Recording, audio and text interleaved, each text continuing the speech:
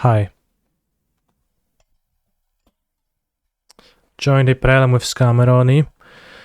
It's probably weak versus the ring overall, but maybe not. And it's a good deck versus Living End, so I kinda...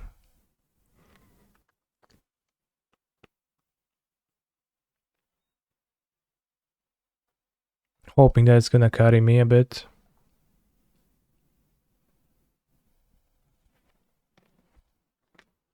That specific factor.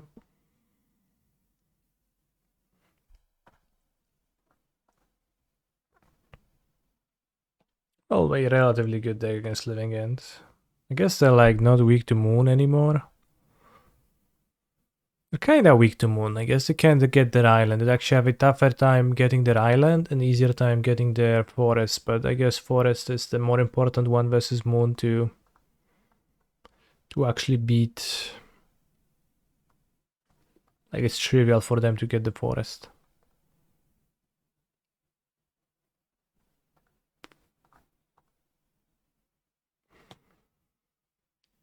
We'll see, we'll see.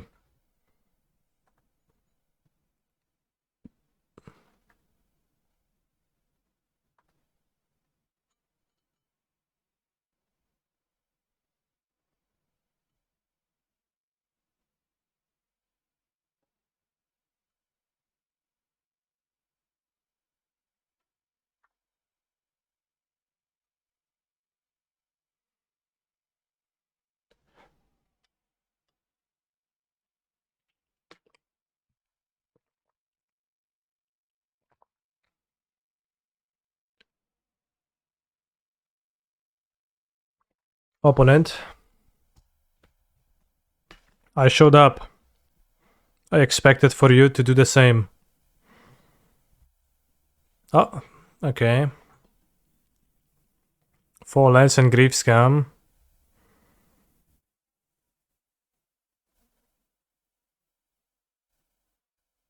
That's not trivial. They move to 6 though, so I mean, I guess I'll keep. Seems odd to mull that.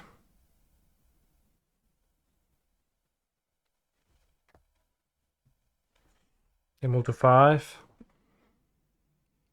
Maybe we draw a black card and then we get to keep Bowmeisters for turn 2. Follow up.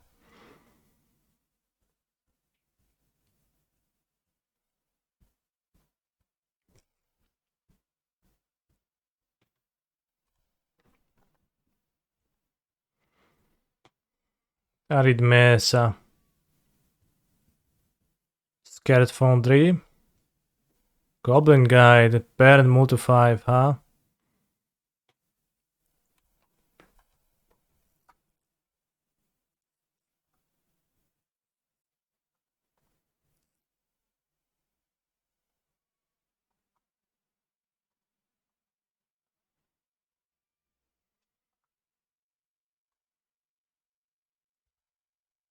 Yeah, 2 spells. Well, keyword hard. Probably gonna be hard to not win this game against Burn. Have I already played Bowmasters and Moderns in these days? I played a league with Bowmasters and Yawgmoth. They were fine. They were pretty okay. Not particularly spectacular maybe, but fine.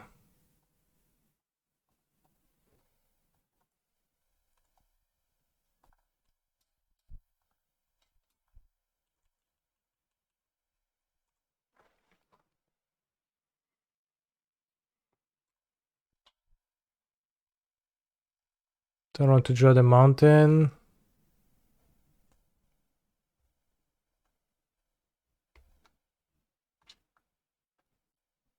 Use the second ball so they know I have the second one. Because I just want to, you know, make them fear me, not win.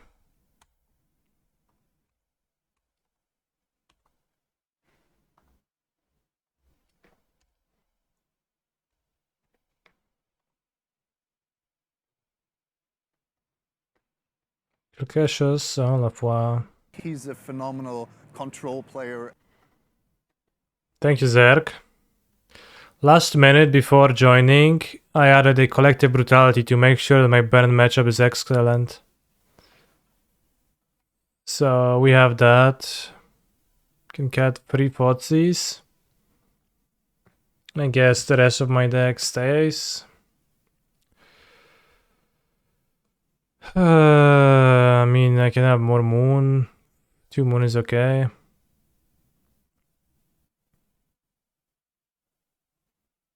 Skip 1 Fotsy's 2 moon. This seems fine. Chalice, not awesome. Doesn't pitch.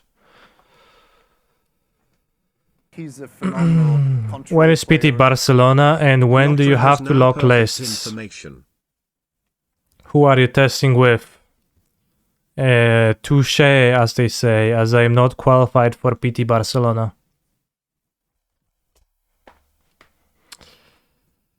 So I'm not.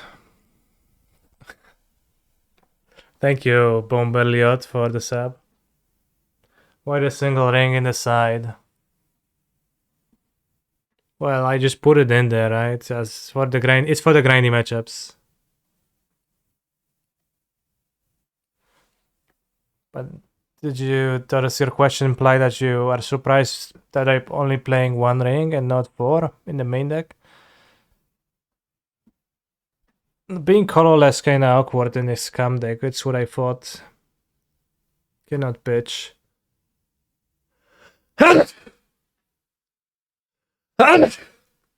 O ja pierdolę, ale kichnąłem se. Yeah, just like had an empty slot in the sideboard and I was like, yeah, I guess I'll play ring, why not? Yeah, Buka got scared by my monumental sneezing. It's in case you Ragavani Karn versus Tron. Yeah, it's exactly because of that.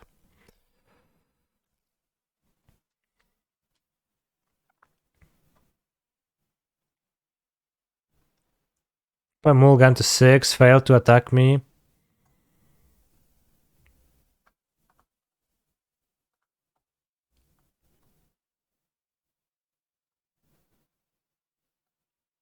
I'll lead on Grief while they still have cards in their hand.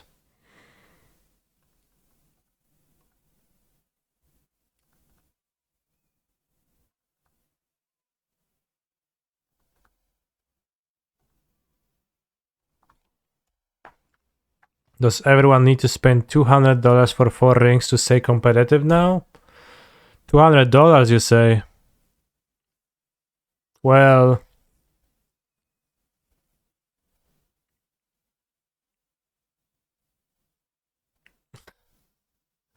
we all wish, I guess.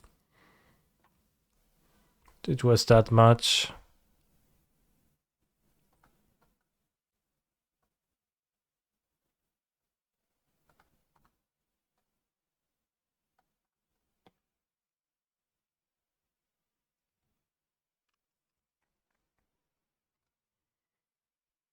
No Mount Doom, I sleep. Or I need to reread Mount Doom, but...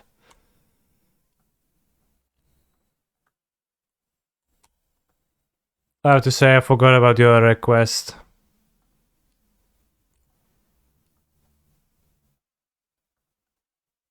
You don't need to.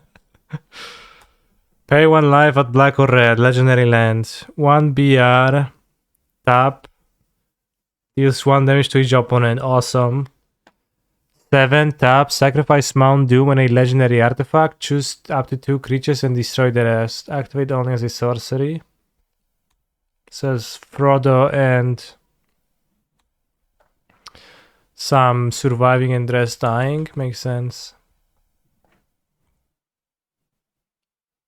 I don't think everyone needs to spend $200 for the 4 rings to stay competitive, but it is a powerful card and a colorless card, and that people are putting in everywhere. And maybe it is gonna be the case that everyone will need to buy them eventually to stay competitive, but I mean, you can play living in, then you don't need to buy them. That much is clear, I think. Can you go back to complaining about Dragavan? Yeah. Money pile just got more expensive. Yeah. I mean, as it always does. I just like skipping a few sets. Then you want to come back to playing if your 4-color deck, it costs an extra $1,000. And by dollars I mean złotys, which is much less than dollars, but it's still a lot. I'm not sure how much, like for an American, how much is $1,000, but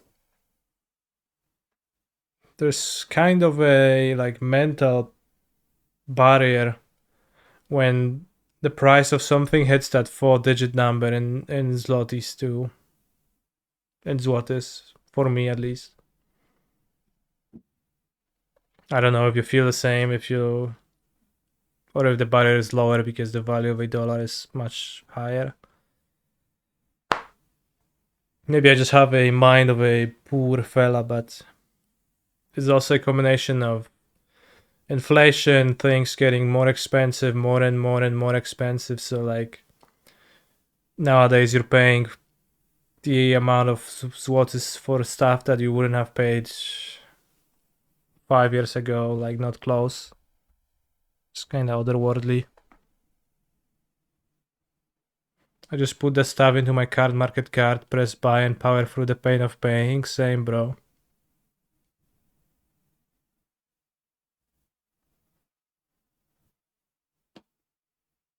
I think modern deck being expensive in my mind is over maybe 700 euro.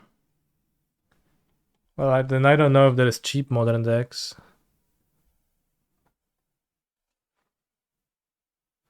According to the goldfish prices, then there is no cheap modern decks, right? Bern. Even living in those 872. A deck with like what, a dozen commons. Got any thoughts on Sauron's Ransom? It seems like a strong card to me. Not every deck is gonna be interested in it, and it is a 3-mana draw spell. So it's on the expensive side, but it would seem good if you are interested in playing a flash game with counter spells and also in drawing cards and in dropping cards into your graveyard. So $1 is like 1.7 euro. That doesn't sound right.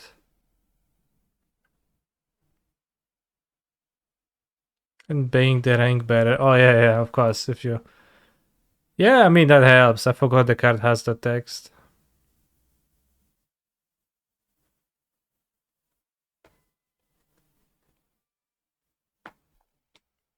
Interesting.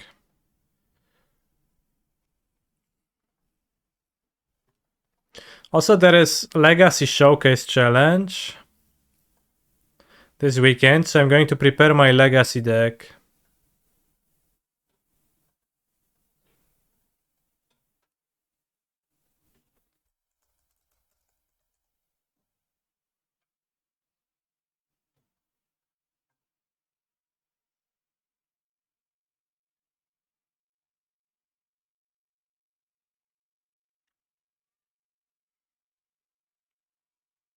Done.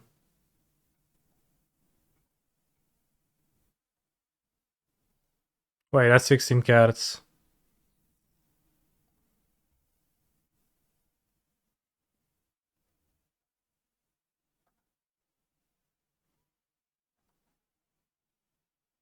Why Reanimator? That's the only deck I like playing.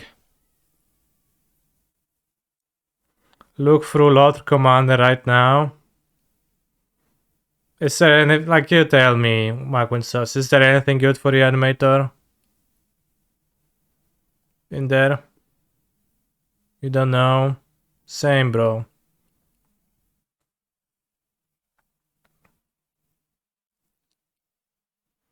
Same.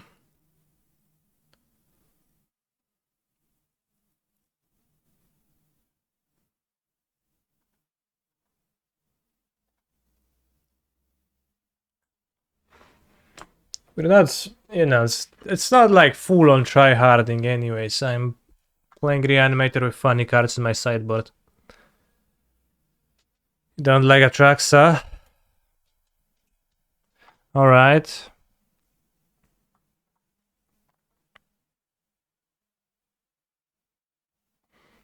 I don't have a strong opinion on Atraxa. I wanted to play it to have 3 different monsters to reanimate, which is slightly better against Surgical Extraction. But it's not like a super big deal.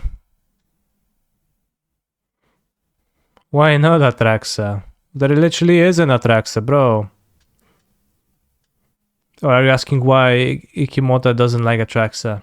I think I've had scenarios where Atraxa was kinda weak. What do you think of the Reanimator list playing 8 initiative 4 jobs in the sideboard? A black one? Is it a black one? Is that the crossbow wielding guy?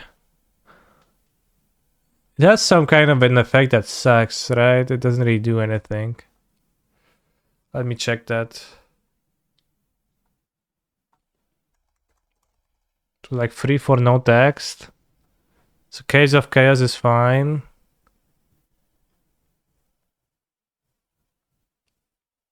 And the black one... Ravenloft Adventurer. Is that this one? No, Passageway Seeker? That's the wrong one?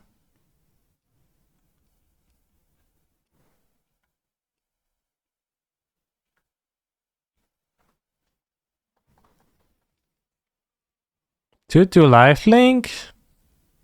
What? Come on, this one is an uncommon. Obviously you're supposed to play the rare.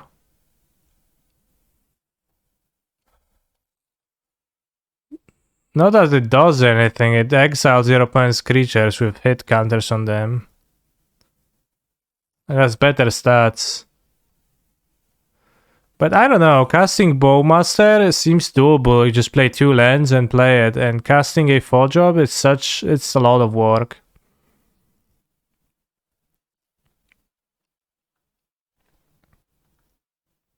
But yeah, try to resolve your puny little brainstorm against me, bro. And I control a shoulder and 4 Bowmasters in play. Don't you dare. Turn 1 Glistener Elf. Yeah, that's the... Wait, that's the white one. Is there looting in this list? Chrome Mox. Oh.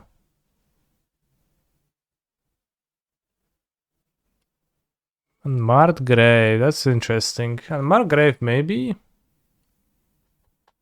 You have Ancient Tomb in the sideboard to cast those creatures. Okay, I see. Interesting.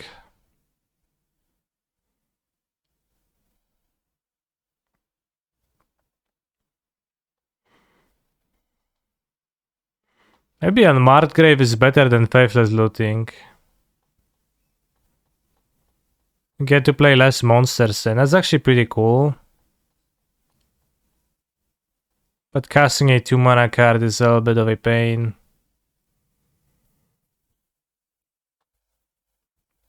Chromox seems super rough.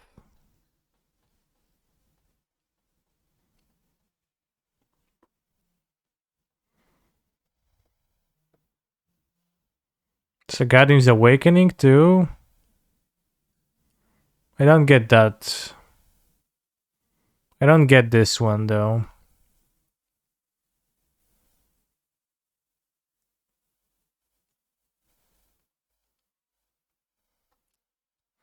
Why would you board out Chromox on a draw? Yeah, I don't know. Oh, for the Chromox. Okay, that makes sense. Gadims. What a weird list.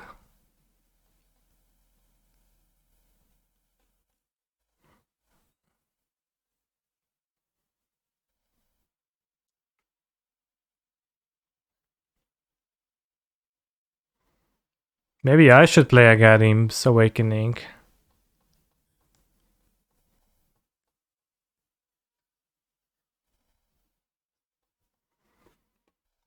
But now I want to play Sire of Insanity.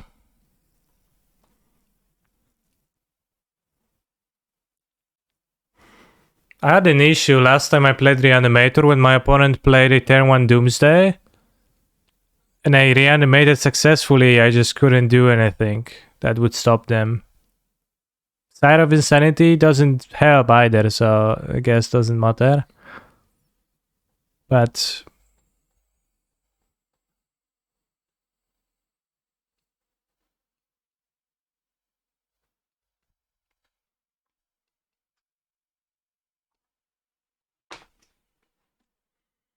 set as a misery, that does not help against Oracle either. Is Splinter unplayable against the Ring? It's not. Platinum Angel helps? Yeah, let's go. Cyrus Bank, what does it mean? Good, bad? Is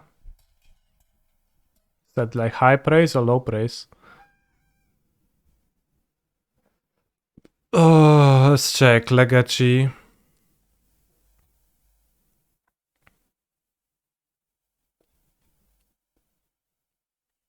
Oh, we've got to play Faithless Looting with Worm Tongue.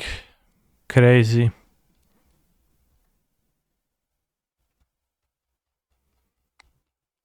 But it's still on mod, right? Anyways, you can buy the commander stacks.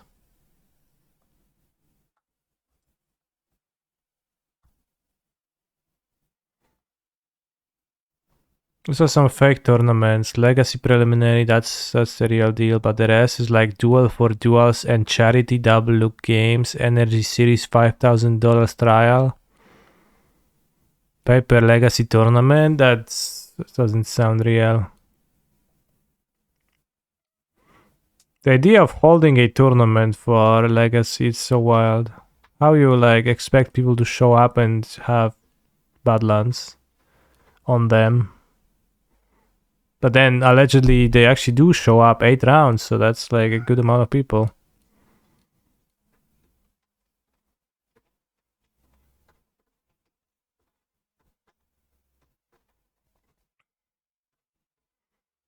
Everyone's playing some funky cards.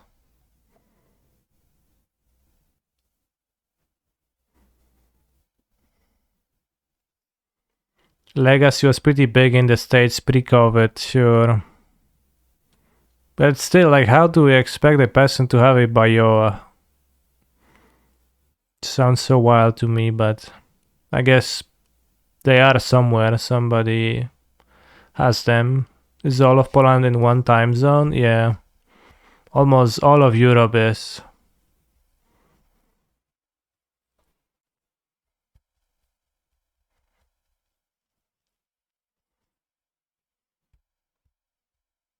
A lot of people borrow duels for tournaments, right? From who, though?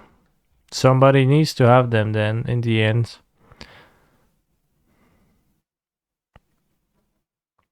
It's all puzzling to me. But I just like, I find myself say that and think that often. I just don't get stuff. Isn't England different and Greece as well? Well, I said most of Europe, which means most of it, yeah. England is technically not Europe since a few years ago. And Greece, yeah, that's true. I had to move my clock when I was in Greece. You have them, you lend them to everyone. Thank you, Spell Skills, for being such a help.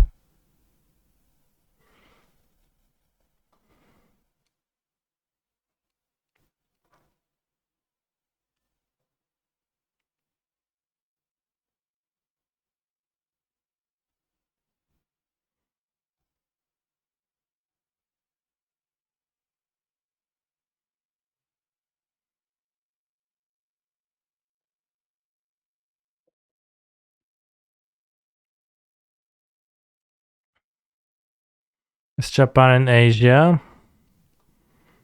I think so.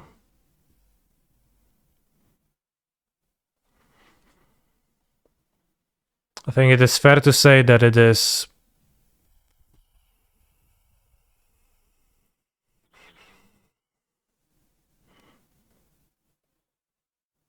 Then I think England is in Europe. Alright, bros. It was just a Brexit joke.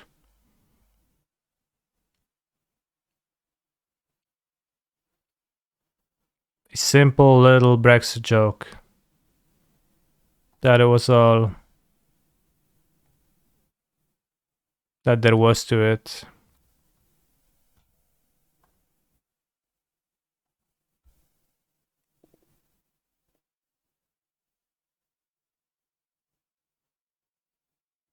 People have 8 of those discards? What do they not have?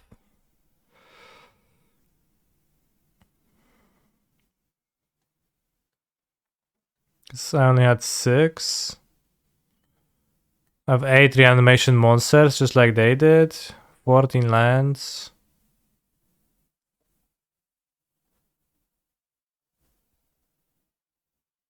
Add 1 extra Fotsies. Well, I don't have the MDFC either in here, right?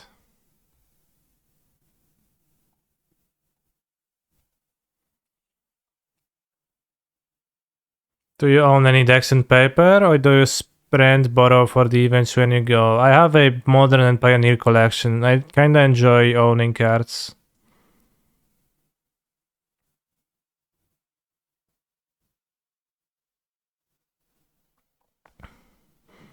Po Master tak mnie wyjebaszył tym deckiem, że aż mi się grać odechciało. Jakim deckiem? Breachem?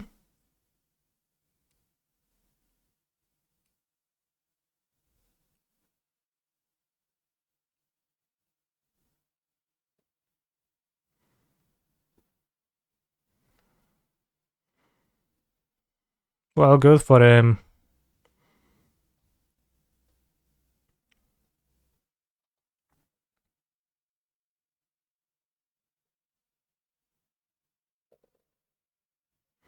I can't figure it out. What's the difference between my list and this list? I do have 8. They do have 8 big creatures, right? 1, 2, 5, 6, 7, 8. And so do I.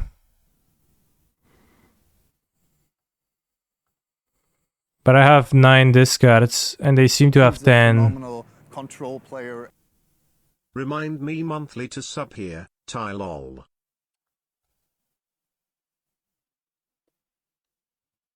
But they also have 14 lands.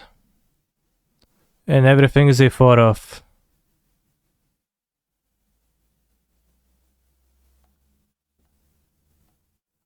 No, I have 8 creatures to reanimate. They also have 8 creatures to reanimate. Raz, dwa, trzy, cztery, pięć, sześć, siedem, 8. Thank you for the raid, El Gorzone, and thank you, Radiolots, for your subscription.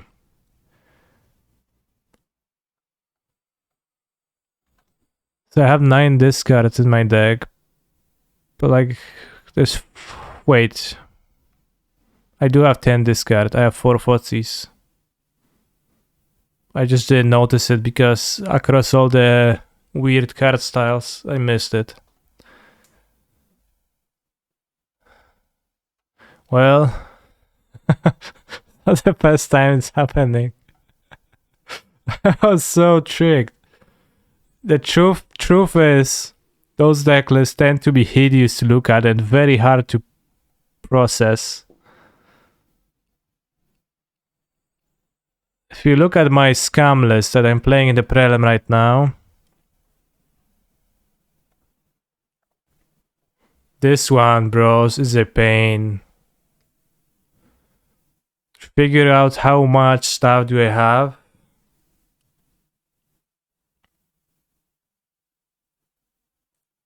So hard. Somehow my 4 MTG of Fossies are the same art as you have. Did you try to match mine, or did that happen? Yeah, also the all slake lands. You have no idea which one is the swamp, which one is the non-swamp.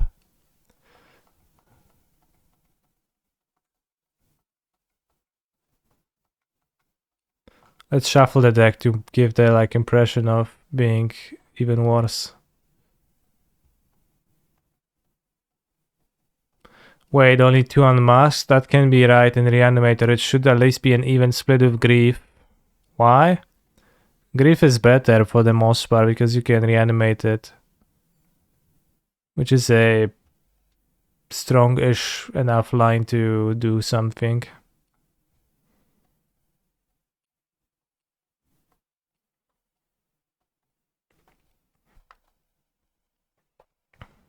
You can unmask yourself, which is the upside of unmask, but you don't actually do that often because it's such a costly line and you just don't have cards.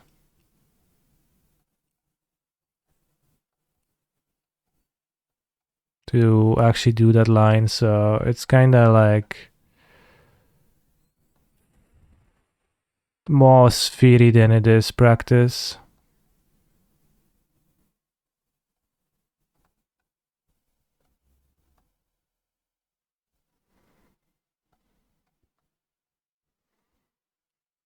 Yeah, it's costly, but it makes you faster. Does it? I mean, sure, but like Grief makes you better. So I prefer better than faster.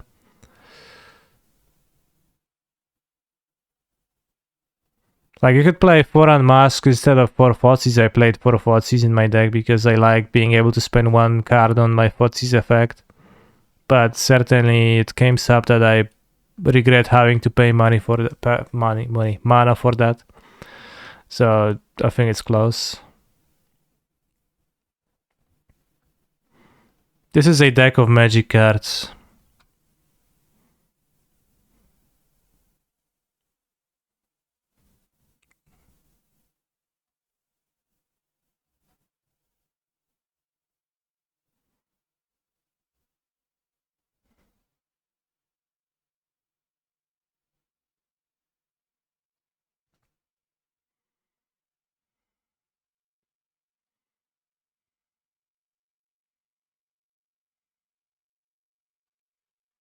Just like distance yourself from it and look at it.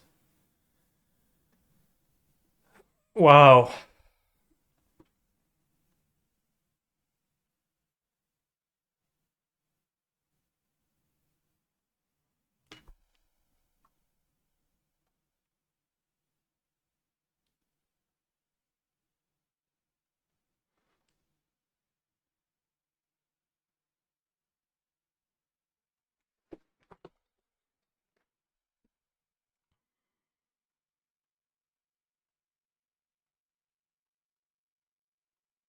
I put 3 Turax in my sideboard because people seemingly play the elemental decks with almost no non-white removal, so it seemed good to me.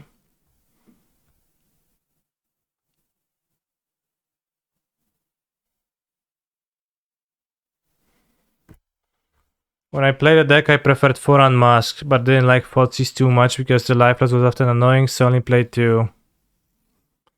People often tell me how much they dislike Thoughtseize in the deck. Maybe I should go back to 4 unmasked again, but seeming the like popular training opinion that people reanimator players seem to have. Because like if everybody is telling me that they prefer that, then maybe I'm wrong. But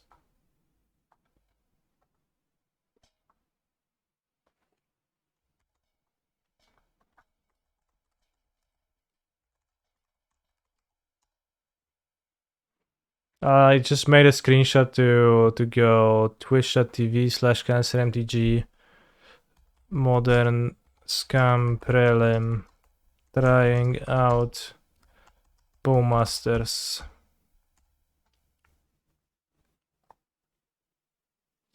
Posting the list like that. Streamer still live. It's my second stream today.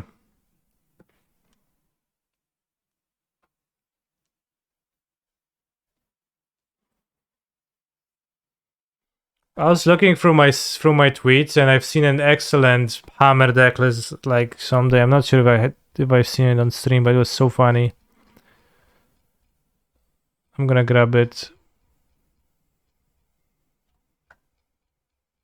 I'm gonna find it soon.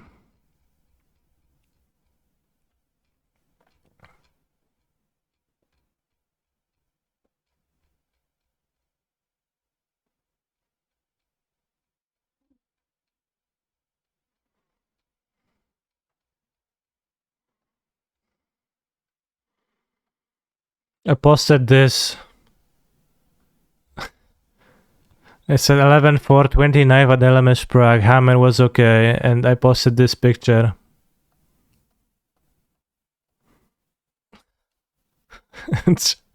Then I found it like a few weeks later, and this was so funny to me.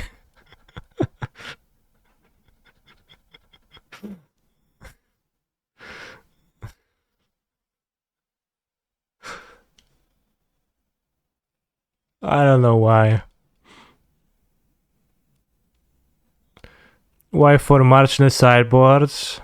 Props for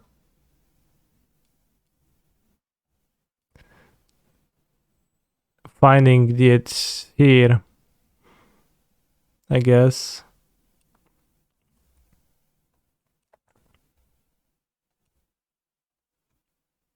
Can you show us some of your brews you are working on?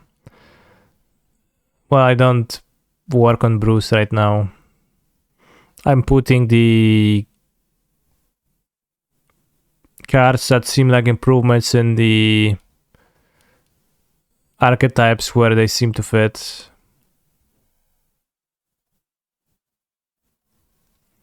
The playmat in the picture is pretty dope. Yeah, I like that playmat. It's my favorite one. It's from Worlds. And I'm flexing that I played at Worlds. And when I play, I like turn it around so that the World Championship XVII faces my opponent, and they can read it whenever I play like a card.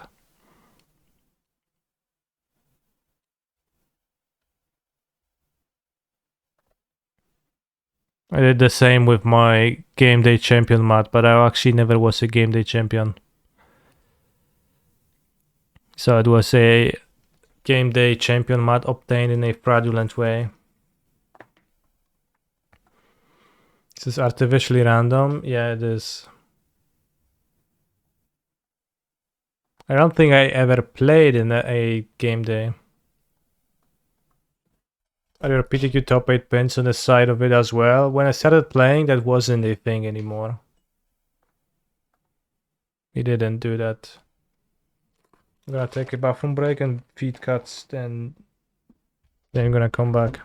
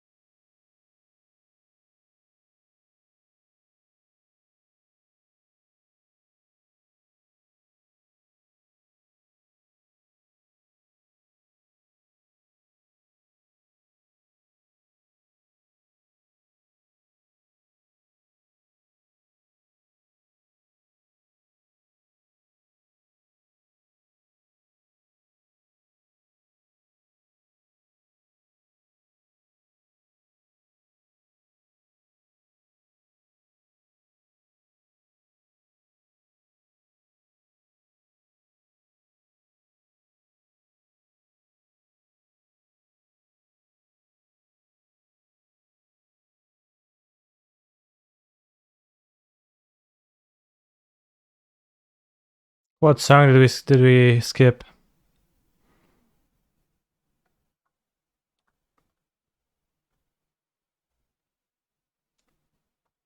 Should have hit the Bowmaster's net tweet. Oh yeah, damn. But like it says the number here, but yeah, that's true.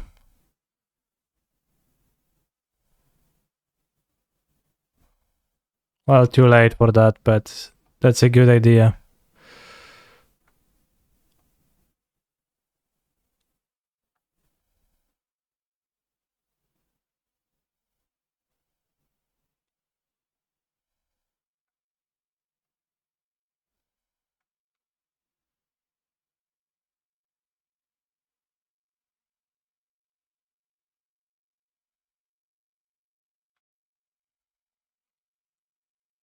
This. And then you say trying out Bowmasters and like they're actually not here.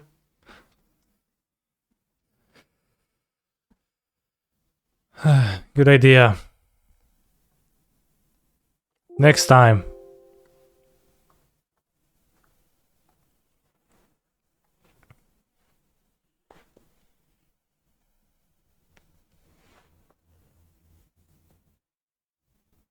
Well, I can't show the deck count number without showing those. Unless I edit it to say 15, but that's too much effort. That's much effort and more effort than I'm willing to put.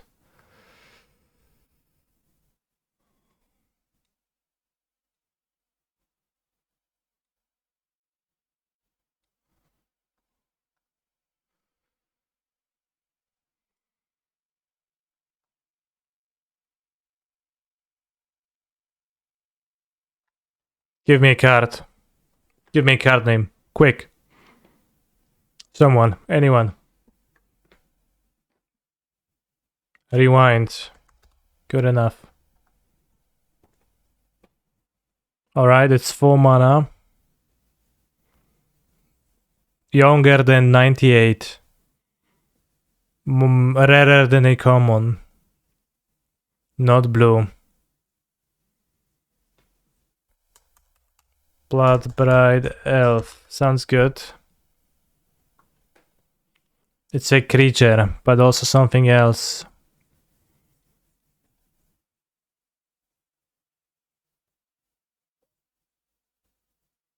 I think I could set it up so if someone redeems a song, skip a bot boss skip song in the chat.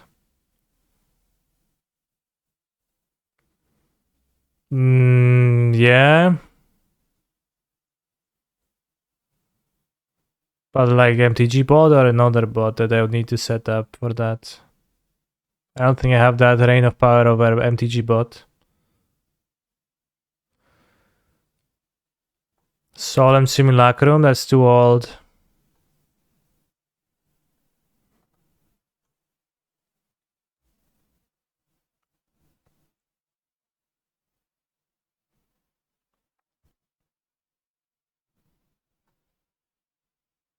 Alright, I'll look into that. Thanks for the link.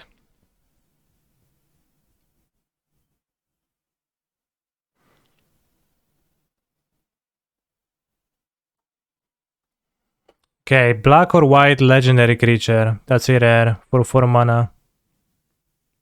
Kalatas is good. Traitor of Geth. Okay, it's a white 4 mana mythic.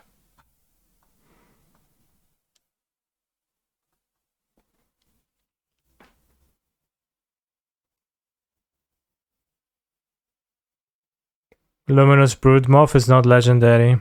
Kozilek is not white.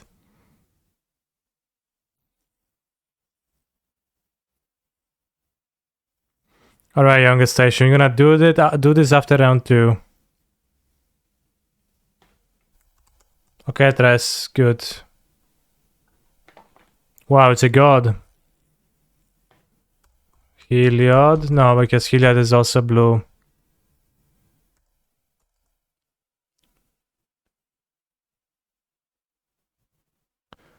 The new Heliod is blue.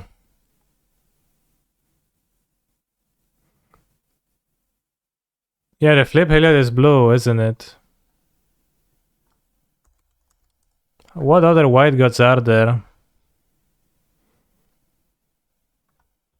That's weird. This one is too old and it's an enchantment. This is an enchantment too. This is also an enchantment, so it's not Heliod. Halva, yeah, it has to be Halva, right? I played that card in a mono white aggro deck. It was insane. Because it was a 4 mana terrible monster. I don't know why I played it.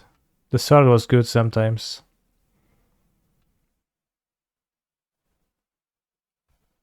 Alright, we got their Halvarg, God of Battle, and Sword of the Realms. Wait, you said Gachimuchi. Well, this would be a great one-lander. If we top deck a Blackleaf Cleaves, this hand is great. But, you know, just can't, right?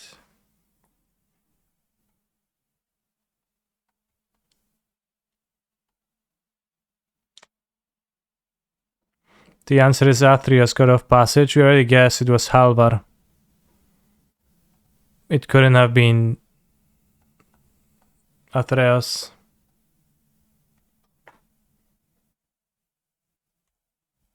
Where can you fill up a bucket?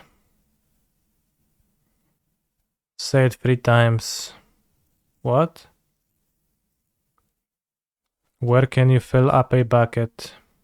Well, well, well.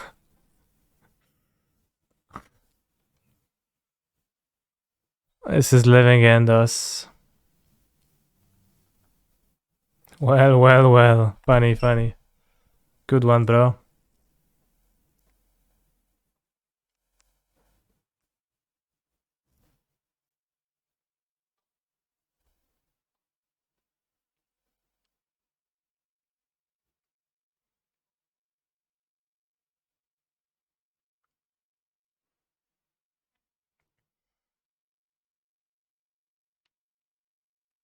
Fetch Island.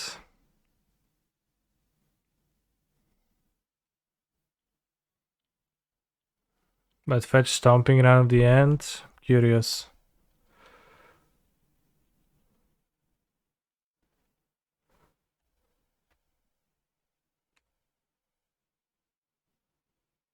Oh, that's a good draw.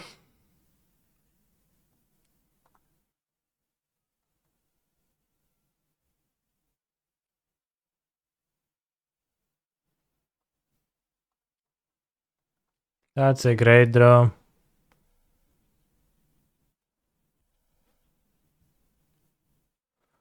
Playing snow basics for no apparent benefit. That is strictly wars. Yeah, yeah.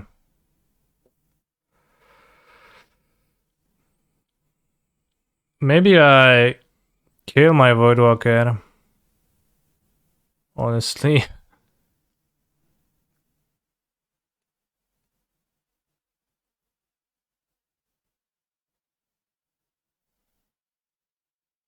At this point.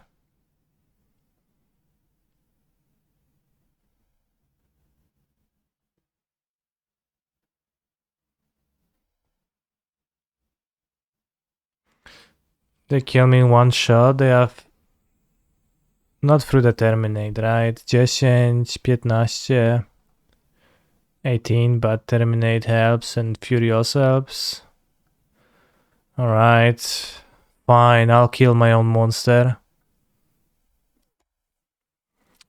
That puts me in a tough place long term, but if we draw a swamp, I can Blood Moon them. You lose to Outburst that way. I don't lose to Outburst. I survive with the Terminate and Fury.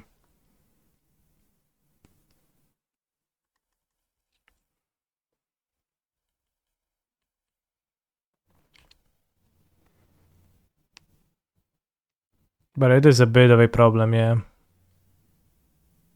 Wow, I'm just godlike.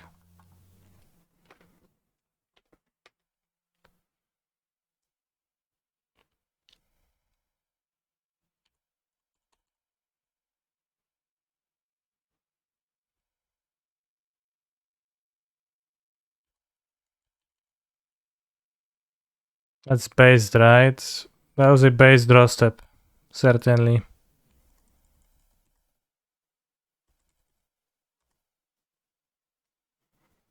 Like I lose to outburst, but also I have to win somehow.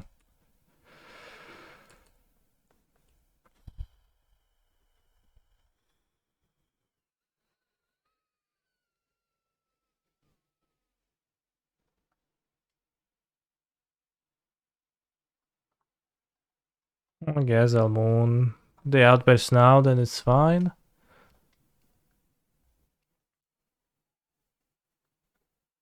Sure. So I have force available with my the Voidwalker.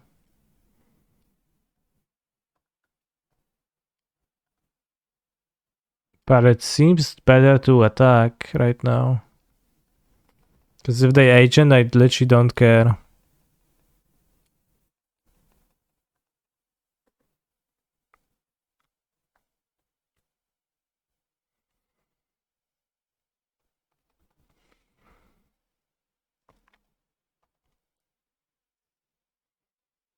The way this card works against Living End is way too complicated. It should be simpler. But no.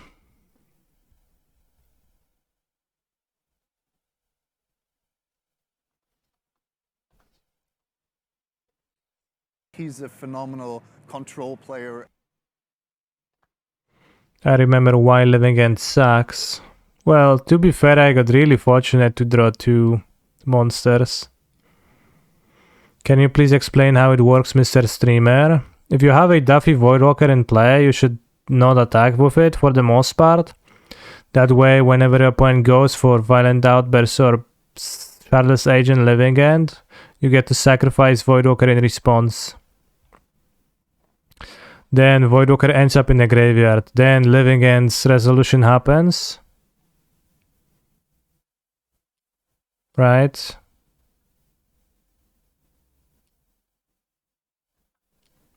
And once Living End got resolved, it got exiled with a Living End counter because I had a Voidwalker in my graveyard. So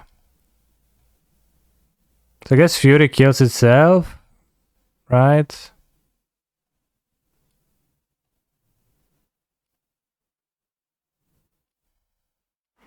And that way I have a Voidwalker with a Living End with a counter right now. So that means that my opponent finishes their triggers, looks at the top 3 cards of both of our decks, and I say fine. After which I tap my Duffy Voidwalker, sacrifice it, and I cast a Living End.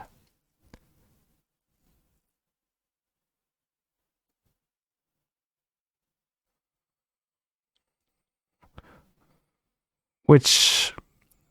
And then I Fury one of my Voidwalkers to still have one in my graveyard, because having 2 on the battlefield is not really ideal. Can you explain that again, but so a retard can understand it? That's not nice language. It's also actually hard to explain, so that's... We're gonna cast Living End now. We're gonna cast Living End now. I guess I said that twice. So their graveyard is in their graveyard. I deal 2 damage to one of my... I deal 4 damage to one of my Voidwalkers. So it's still in my graveyard. So if they try to go for Living Endos again... I guess I can die to an Outburst.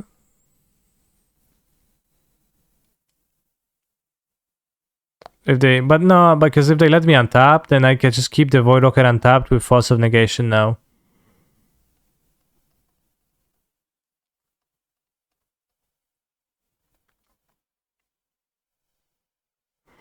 But yeah, the Voidwalker is comes back from the Living End and also exiles the Living End, which means that you can flip the board back mostly. But there is also a little bit of circumstantial stuff happening always, so you need to take care of that.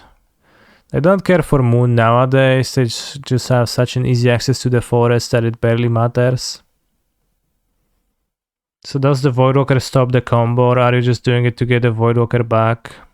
Well, I just flipped their board back, right? So you could say I stopped their combo, yeah. In a way. Yeah, so they do it on my end step, then my Voidwalker is not going to be able to flip the board immediately, so that's a little bit of a risk. You can have Turak, Blood Moon, Bolt, Collective Brutality, One Ring Hidetsugu. All of the options seem lackluster.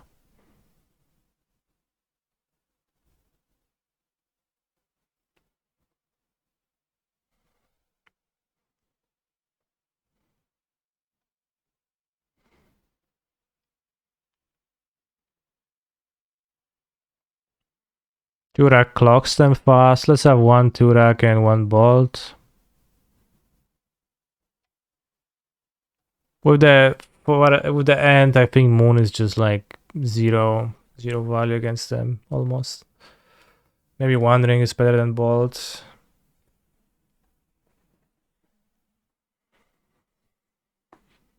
So this hand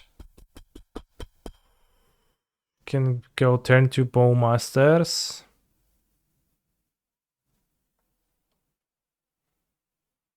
That's it. Which punishes them for cycling a little bit.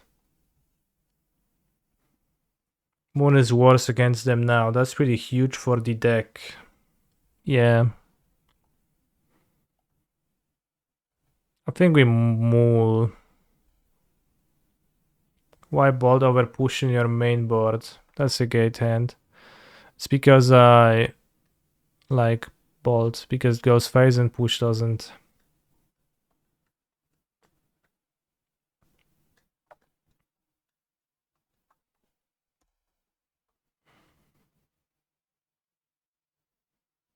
Fatal punish.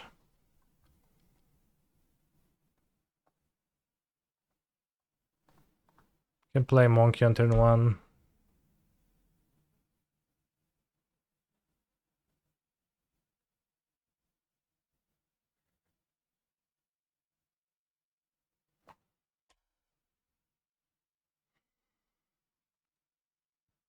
Point is scared of Moon anyways. Like a chicken.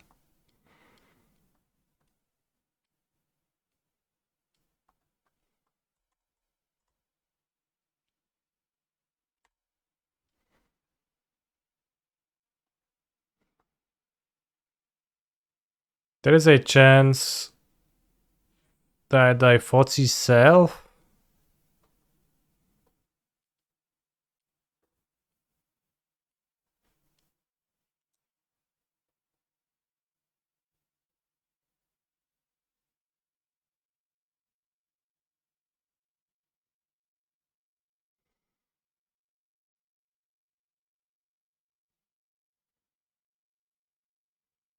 Voidwalker Malice doesn't really work. Fancy Play Syndrome. I think I'll play Voidwalker first.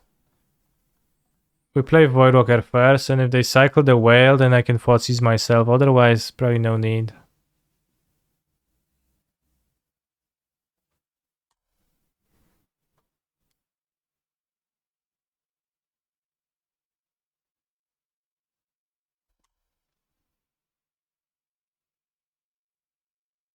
They saddled, then I Fotzi's them.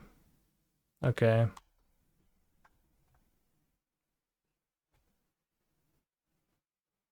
Oh, I get it. You cast the living end with the Voidwalker and put all their creatures back. Yeah, that's the point. I think I topped that. It's not super clear though. I don't know. Maybe I Fotzi sell still.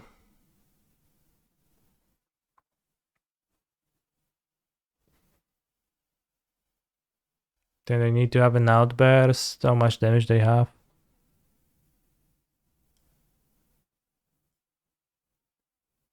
Endurance, you die, sure.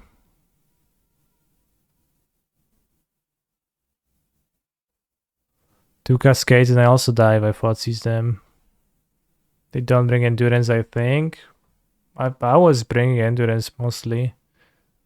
Like you need some ways to beat Voidwalker. Like it's like not surprising that they would have endurance.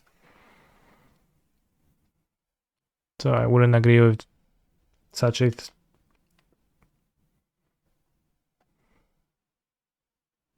statement.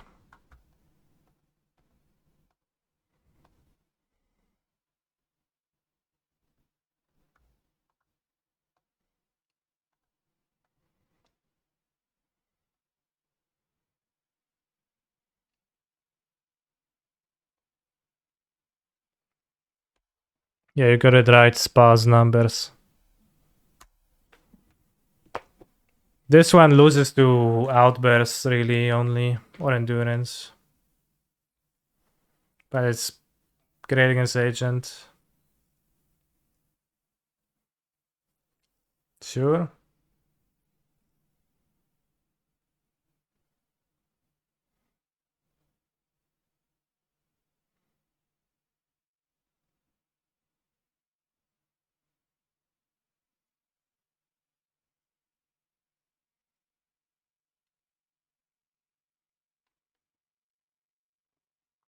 They might have force, I guess.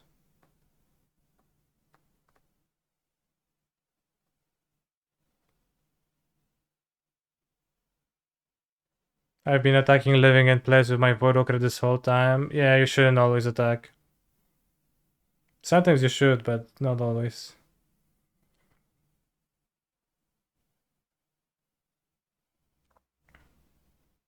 They cut force, right? Well, possibly, but it is not. It's like seems plausible to not have cat force. Wait, oh, they rearranged my top cards. Okay.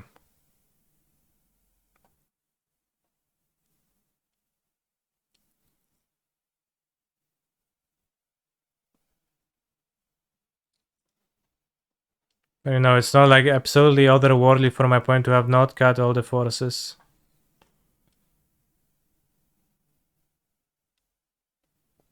Cool.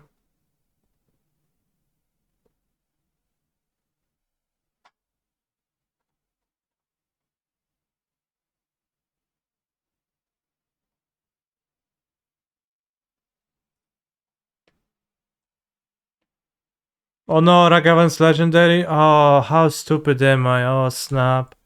How did I not remember that?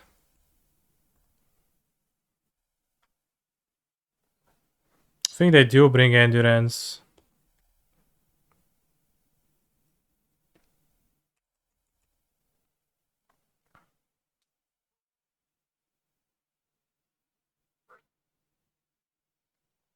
As evidenced by that endurance.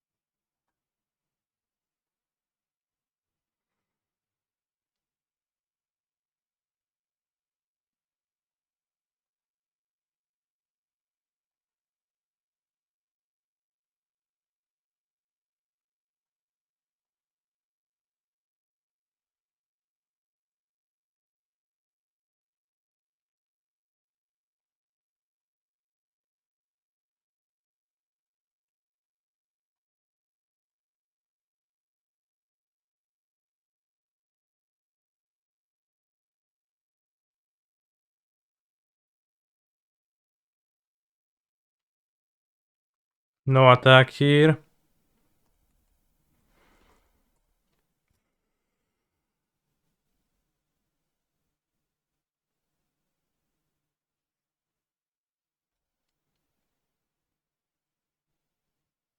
So they can't just agent me or outburst me.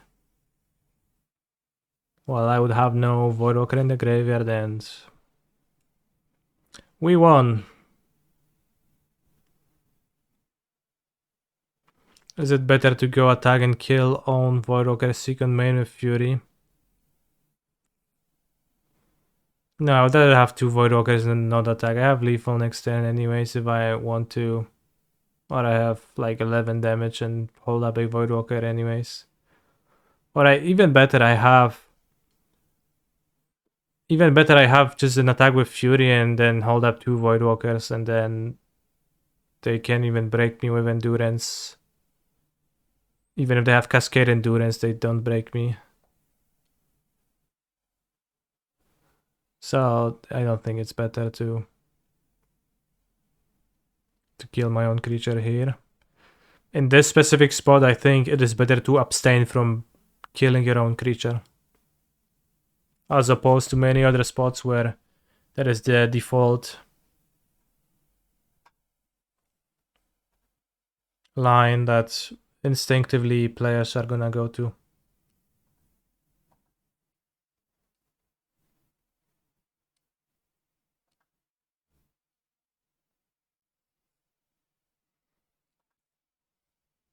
Alright, let's edit the skip song reward. First, let's make it 15,001 points.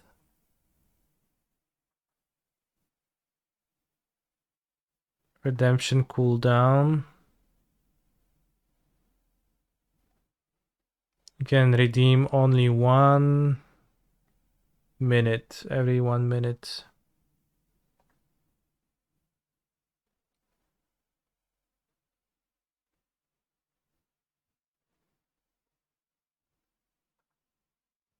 That's the shortest amount.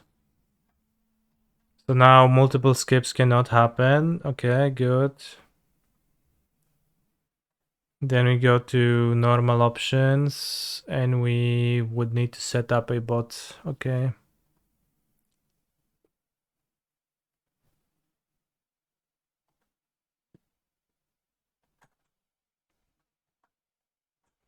Imagine requesting such a bad song. The streamer ran through. This is the skip song feature, yeah. From that thread, it seems streamer bot is the easiest way. Okay. Let's see. Hello everyone. I have a channel point reward that makes a GIF appear on the stream. And I was wondering if it would be possible to trigger a message in the chat at the same time from me directly or a bot. It would go like this: channel points reward redemption, GIF on screen, message in the chat from me or a bot. I could do a stream deck action, but I wanted to have something that can be automatic as it is a reward I can miss. A layer on board will allow you to do so. Streamer bot can do it this easily. Also the best bot I've used. So how do you know that streamer bot is the easiest way from this thread? I guess just because this guy said that it can do it easily. SBLB, streamer bot is simpler to set up.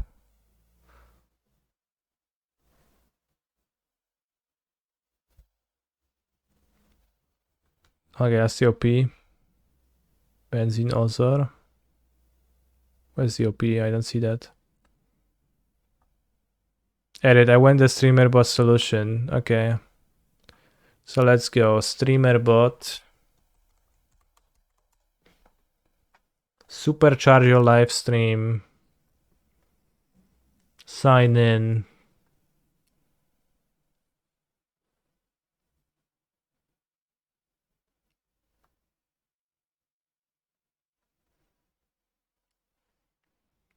Logging in.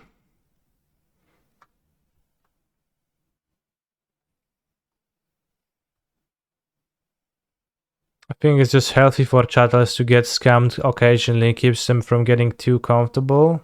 Yeah, it builds character.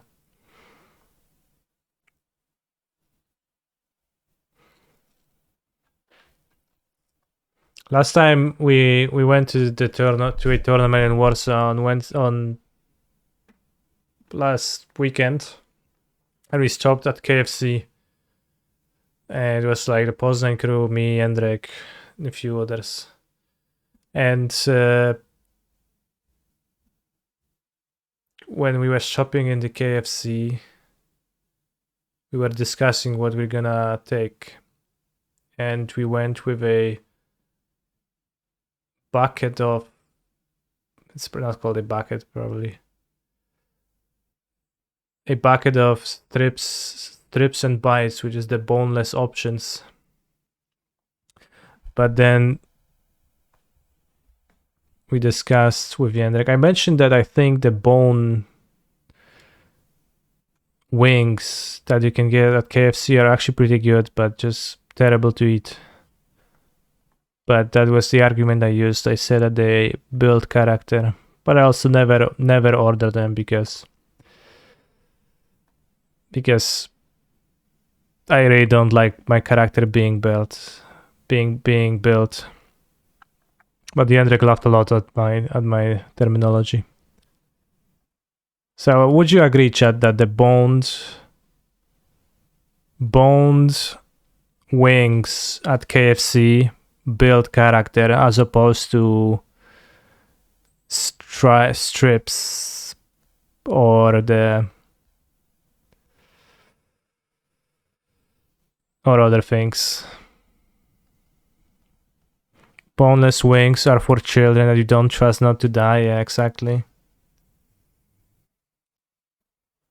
Bone-in is trying too hard, like manual transmission. What do you mean? I don't think any KFC order builds a noteworthy character. Well, I think it builds more of a character than like the boneless thing, right? It's not boneless wings because like the strips they are chicken breast, right? So I think so. It's just there's no bone in there normally. But it does say a certain amount about the person that orders that if you're not willing to go through the, because I think the meat is slightly better on the bone wings, of the wings with bones, but it also comes with like slightly less convenience and having to be careful when you eat it and pay more attention to it, which is why I say that it builds character. But also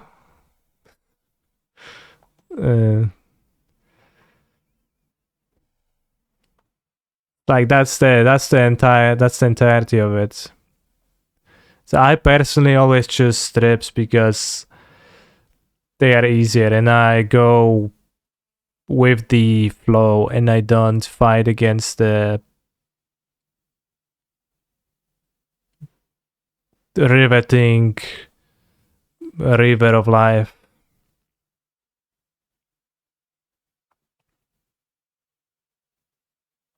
My experience with bone versus boneless is like 10% better flavor, but you lose 20 to 30% of the chicken. So I give me boneless all day, every day. Sure.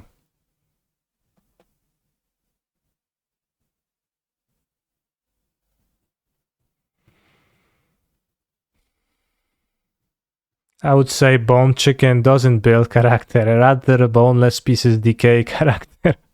Sure, but that's the same thing, right? For the most part, not necessarily.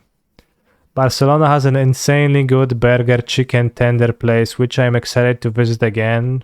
What's the name? We can find it on Google Maps and look at it.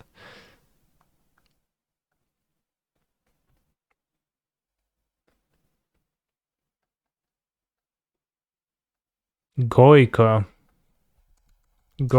Barcelona.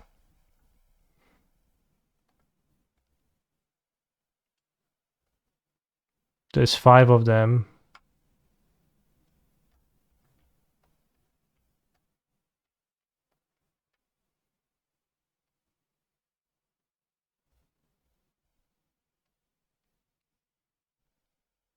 Barcelona, Catalonia.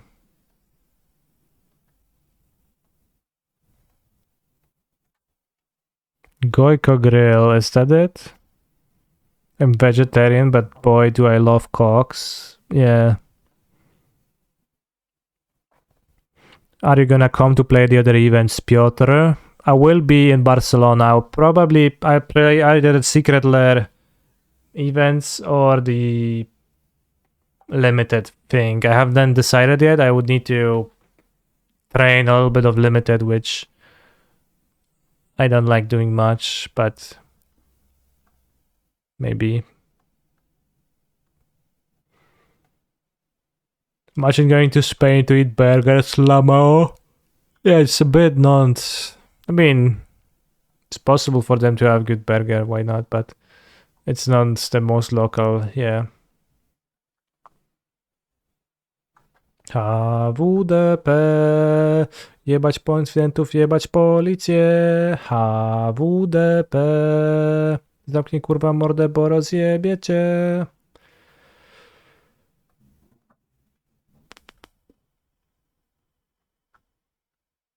Alright, so youngest station sent me a message on how to do that, but I ignored it.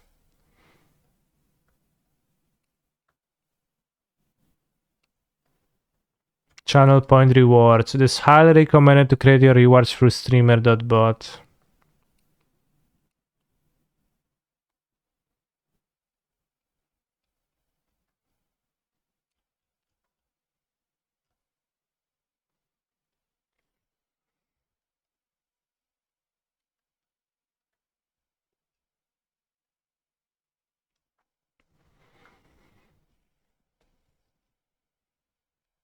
Co to za lodówa, w której nie ma żadnej szamki? That's my favorite line, chat.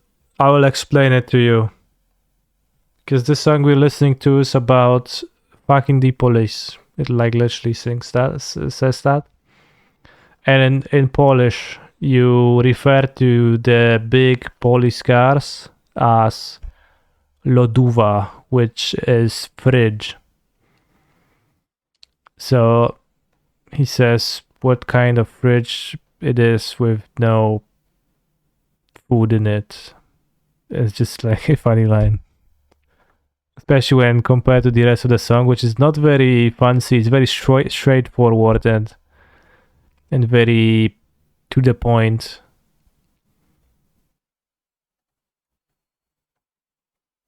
So it's just a very good line, the song.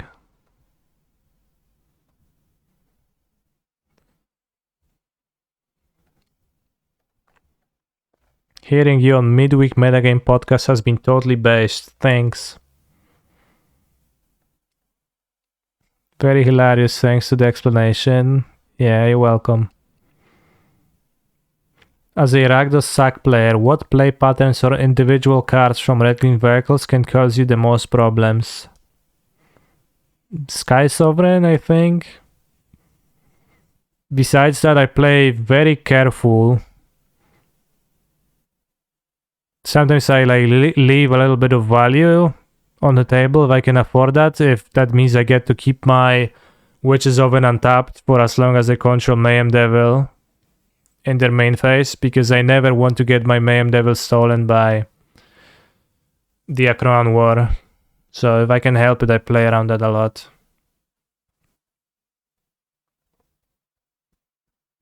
So those are my advice. Also save life points. I never played any actual games against Thrill Seeker, but it probably means that saving more life points is better. As a Rakdos sack player, bro, literally identifies as a tier 2 deck, Lamau. It's tier 1.3, bro. It's really good. Don't speak ill of the deck or I'll find you.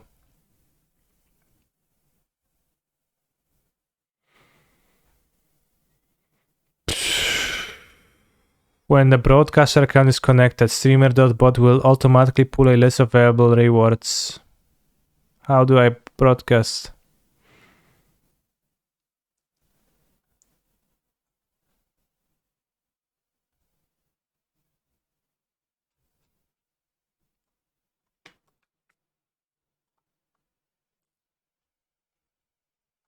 Alright, let's go.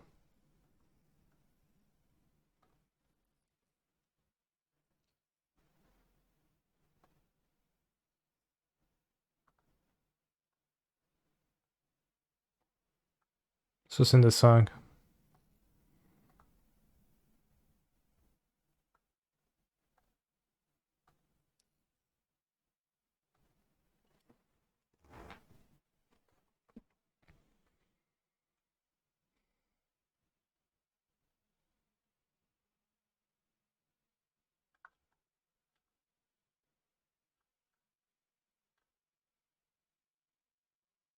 I think I have to download the mod.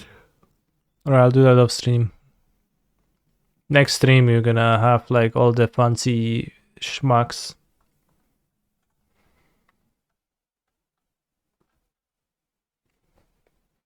Also, 14 minutes ago, Nintendo posted a link to a Google Docs presentation for judges, which we can, I guess, go through. About funky interactions in modern.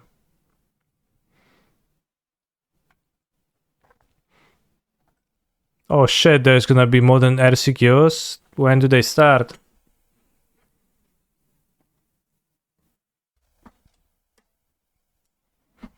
Elliot Raff, L3 USI East. To jest double access, nie chcę double access.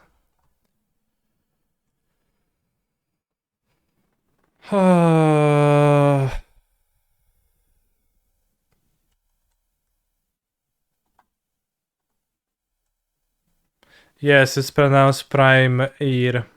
I'm a pedant. I couldn't help myself and you're all wrong. Probably not worth watching.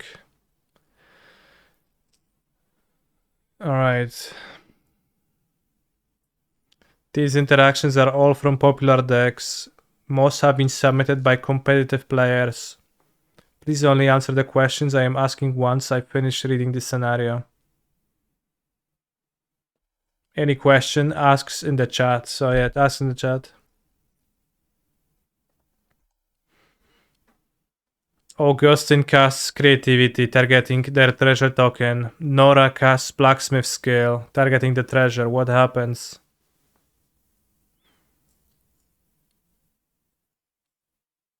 The treasure isn't destroyed and Augustine is sad. Somewhere an Archon of Cruelty goes back to bed. Back to bed?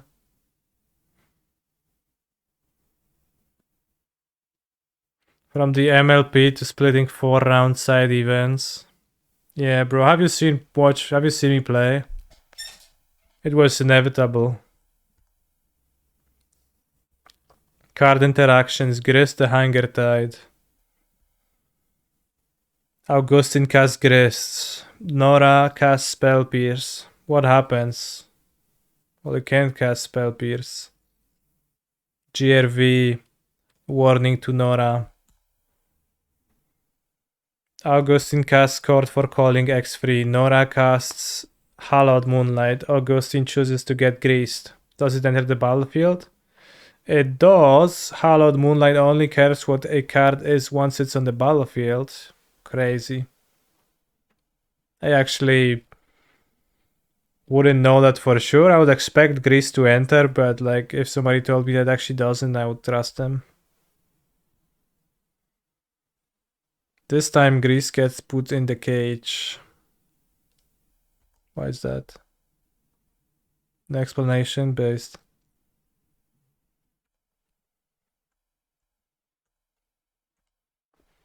Fisting is $300.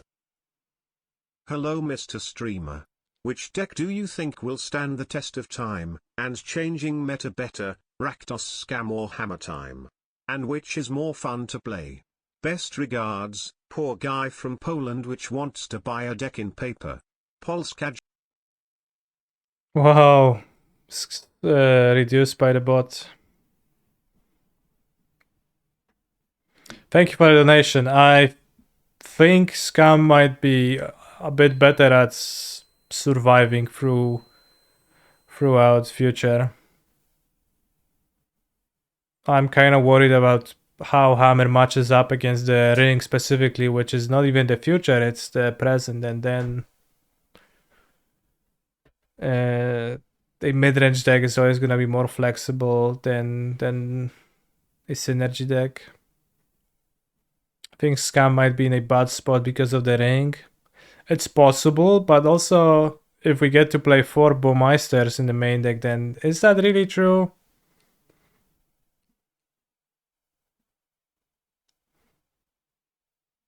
Active player controls a Fable of the Mirror Breaker with 1 lore counter on it. They begin their turn, untap and draw, triggering their Shoulder the Apocalypse. They gain 2 life. The Castilian and activate its +1. Each player discards a card. Active player realizes they forgot to uptick their Fable to chapter 2. What do you do from here? It's a game rule violation, not a mistrigger. Since it's a GRV, judges have the option to leave the game state as it is or rewind. I would never rewind in this spot. Since it's a main, you can just not discard. 4 Bowmeisters and Hammeroni. Maybe. Seems pretty bad. Do you think that One Ring is gonna get banned soon? Bro, it's not your first rodeo. You've posted 1,000+ messages in this chat. 1 hour timeout. Literally said 1,000+ messages. You know how, you know.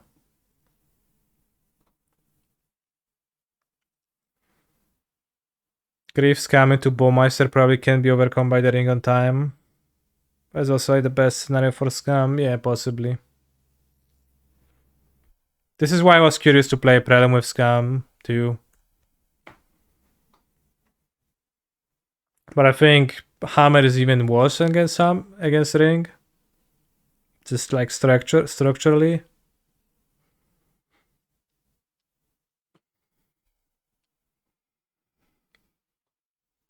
Wait, but do they get a warning or not? Since it's a games rule violation, they do get a warning, right?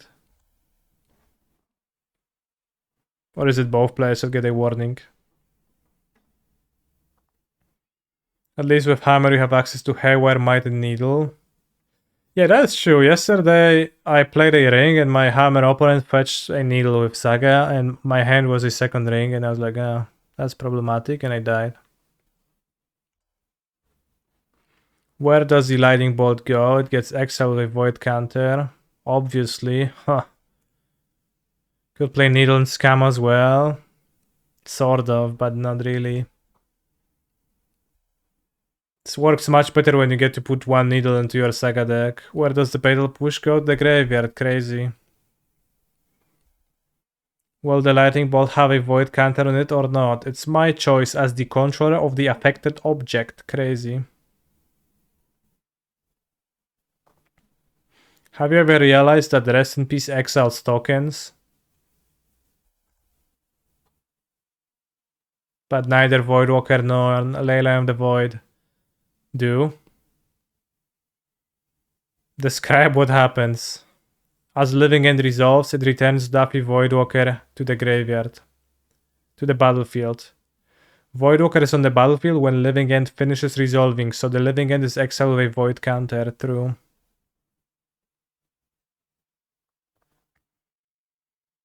Urza's Saga is a saga. Once the third chapter ability leaves the stack, it gets sacrificed. ... But you can still make a second construct with the ability still on the stack or just float mana. And yes, we're in the main phase. Saga specifies mana cost, not mana value. So it can fetch Chalice or Lotus with its last ability. Very true.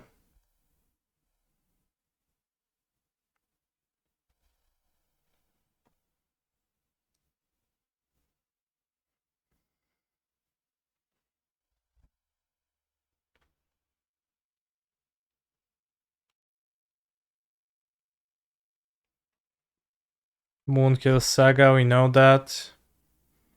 Pitch Elementals, discard real good. Right, those seem pretty basic, but I guess if you don't play Modern, it's pretty good. And I guess Dress Down is not that basic. Control of the Dryad lands are still all types. They can't play an additional land. What about Dryad Blood Moon? Or like what was that weird scenario? I don't remember.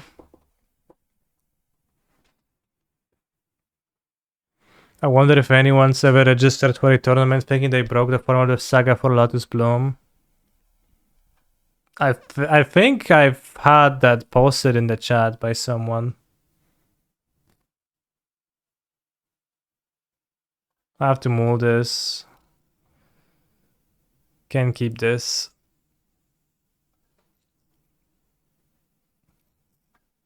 Triad Blood Moon is just timestamps. I'm trying to remember what was the funny interaction, but I don't remember. Let's keep the white bordered moon in my hand. Spire Bluff Canal. Mountain Voidwalker. I think I prefer to play black card because of Voidwalker.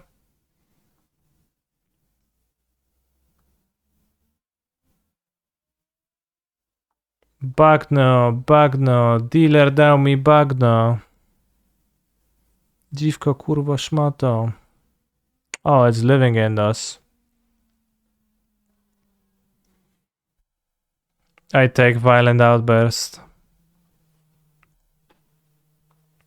For some reason I assumed that Spire Bluff Canal might be Merktide.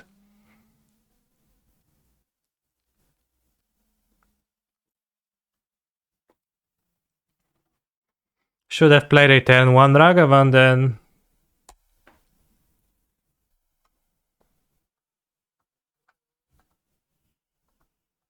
Why is this list playing a mountain?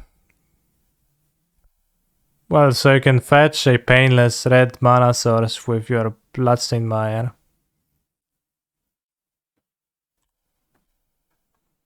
I don't know, I always had it.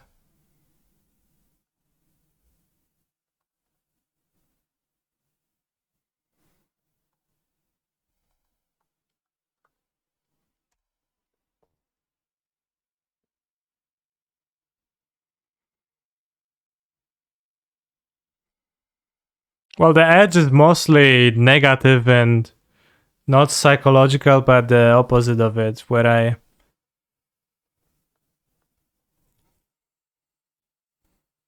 I'm kind of screwed now. Sometimes because not now, but sometimes I'm kind of screwed because I don't see what I keep, and I keep a hand that is much worse than what I thought.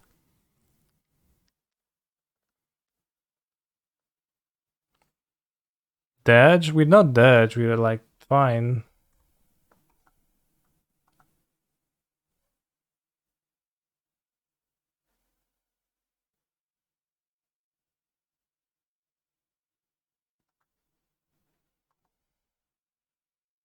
I think I just played 2 monsters. I don't know what's like the best. Certainly played a second Voidwalker. Seems free. I just assumed they had a Cascade spell. Oh, you mean that? No, we discarded it. They didn't have it. They never had it. I discarded it. It's fine.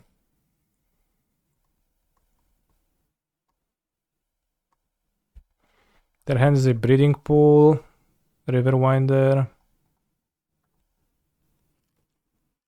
Yeah, they would have Sorcery Spirit, of course. Now they don't have it now. It doesn't make sense for them to have it.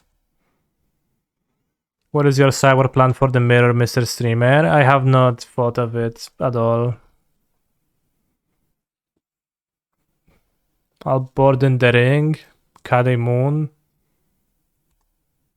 bring in 2 pushes, cut the second moon, and something else.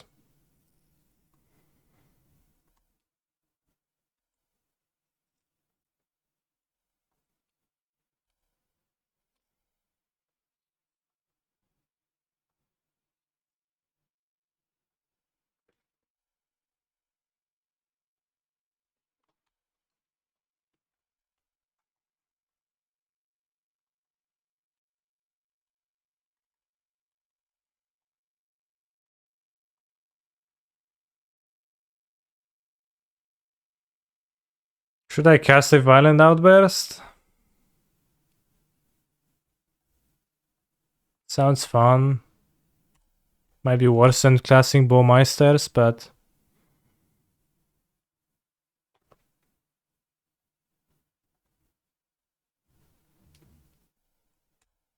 Nice Cascade. Guess not. I guess we just keep it, right?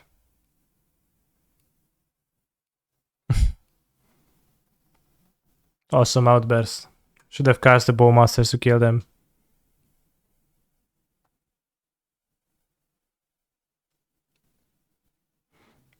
It's a combination of skill and concentration. You call domination, damn.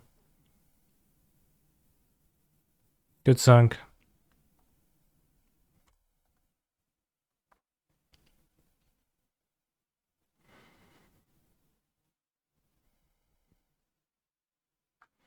What is Duffy holding up? Duffy is holding up his own death. So that if my opponent casts a living end, then I get to put Duffy Voidwalker into my graveyard. So that it returns, exiles the living end, and I get to flip the boards again.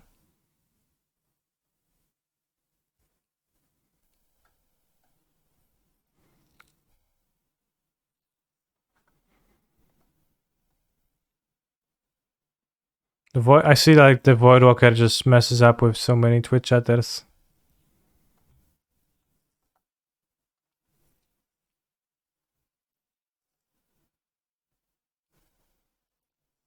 I guess I keep Terminates in my deck. They're not great either, probably worse than Bolts. Well, maybe having like Terminator 2 isn't too bad.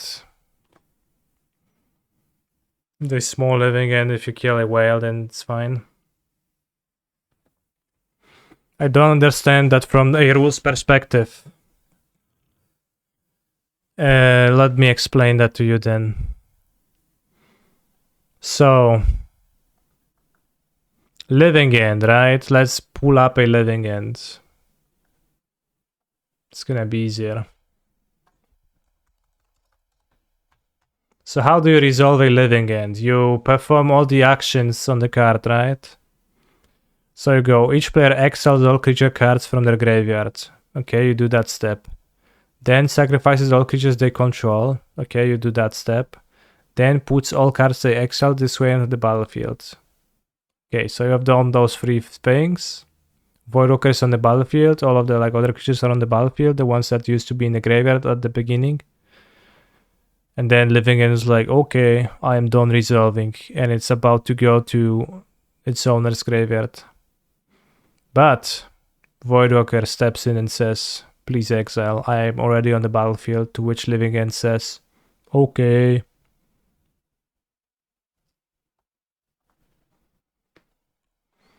Did you dislike Blood Moon that much? Seems better than Terminate? I think it doesn't seem better than Terminate.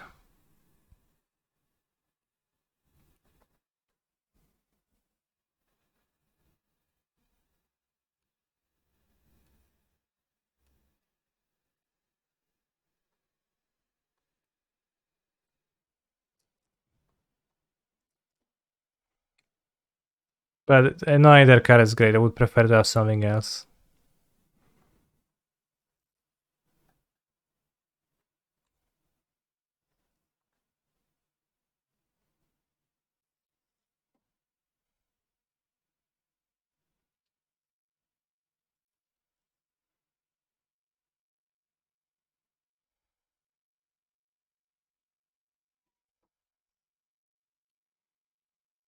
Well, I was planning to rebirth it, which I guess I still will.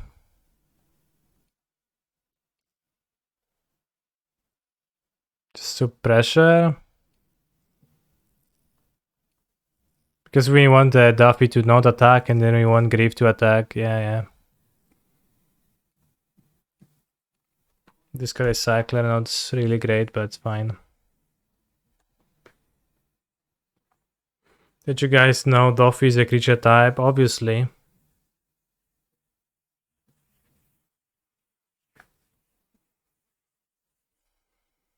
How much better would living end be if Shardless Agent was a textless blue-green flash.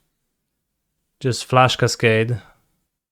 Like Outbursts, I guess. Outbursts is like slightly better than textless, but might as well be textless, like very low percentage gets affected by the power boost. So how much better would that be if you'd have access to 8 instant speed cascades? How often is Agent so much worse? 5.4%. Yeah, that sounds about right.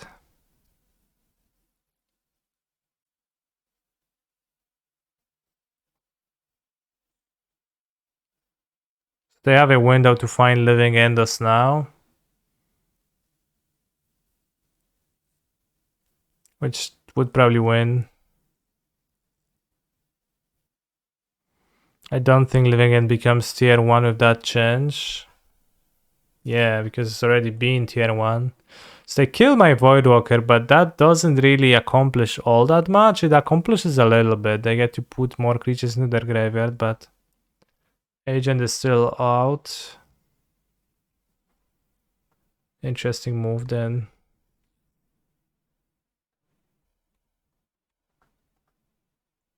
Assume Doff is a creature type since before Canister learned to walk. Oh, I was a late walker, so be careful.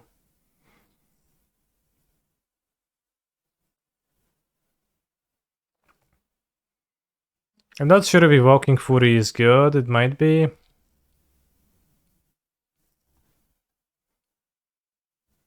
Probably.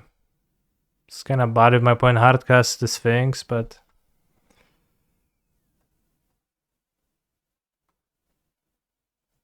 They must have endurance for that play. Yeah, then I guess it's also bad to pitch Fury. But the ring really is in my deck. Like, it really is in my deck, no cap. Sphinx can block Grief though. For now, yes. If there's a second Sphinx, then yeah. Blood Moon looking better than Terminate here. I guess that's true. They fetch a Blood Breeding Pool this end. They did. I guess with their hand it made sense.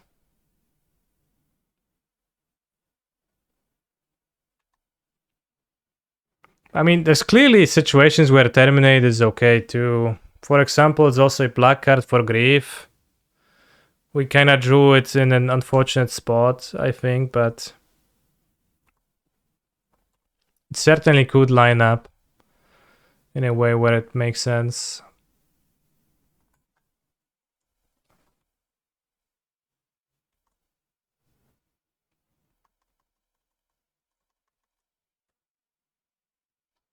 It makes me happy Ring looks like absolute piss water in some decks and Basset in others and isn't just an auto-include in everything.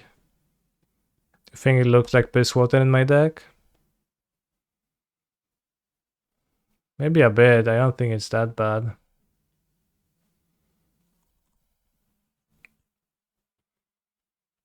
I mean, I miss my 4th land drop, but it is also true that my deck has very few lands.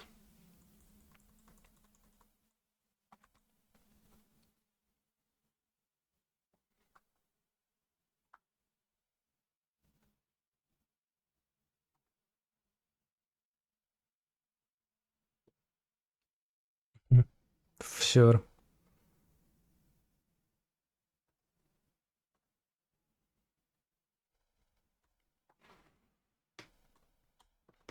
Do not knock piss water till you try it. Yeah, yeah.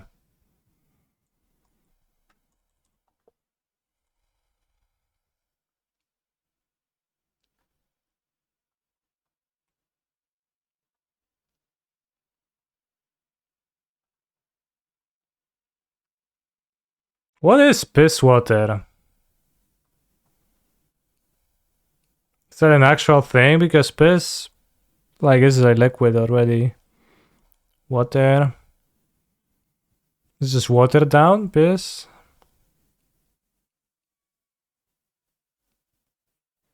Heineken. Damn, now I want a Heineken.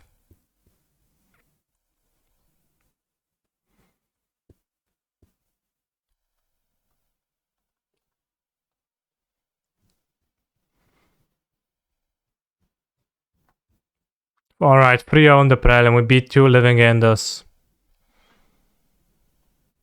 But honestly, it feels like I could maybe use 2 more cards for living end.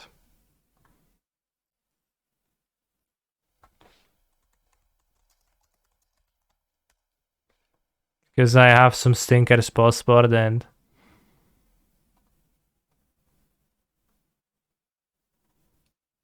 I felt uncomfortable at times.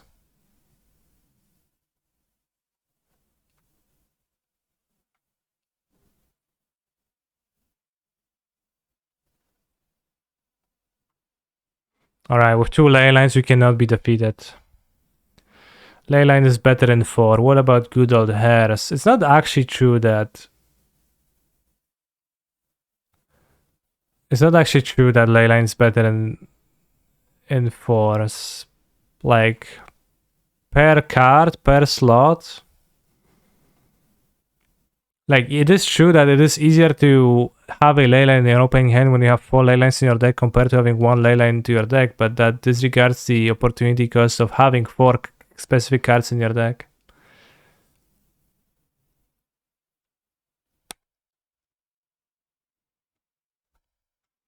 Looks like Scam Highlander when you lay out the deck this way. Look at this. The surprise Bowmasters. You thought I forgot about them? I forgot about them, huh? No, they were here the entire time.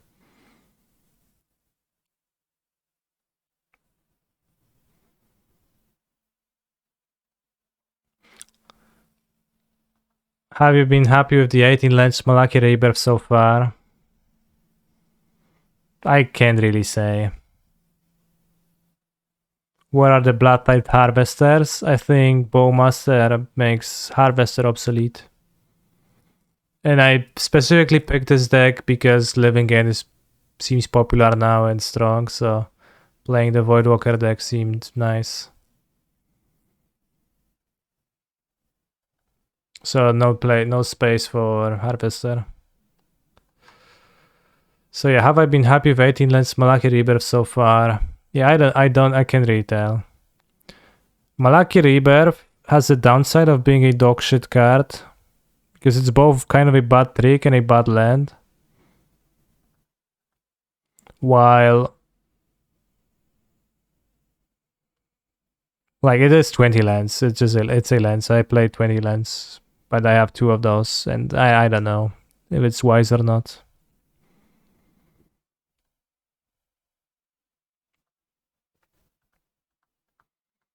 Monocolored Gilgate that pitches to grief, yeah.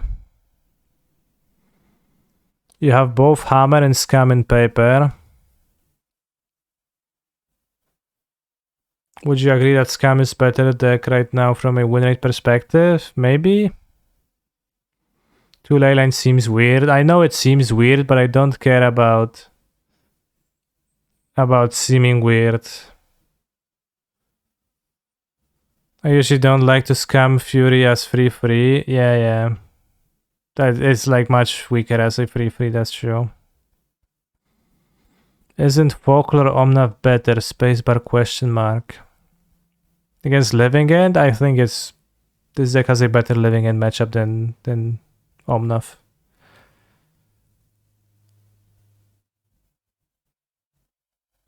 Well, some cards will inevitably sit next to each other if it's random. Like, you're just reenacting the shuffle playlist, not actually random thing meme in real life. Why not play Hares if you're running on a brand 2 though? Because Hares is dog water against Living End. It's not too bad, but it's like much weaker against Living Ends. And I wanted to add a card versus Living End. Does Scam still get molested by Folklore? It's probably not a great matchup.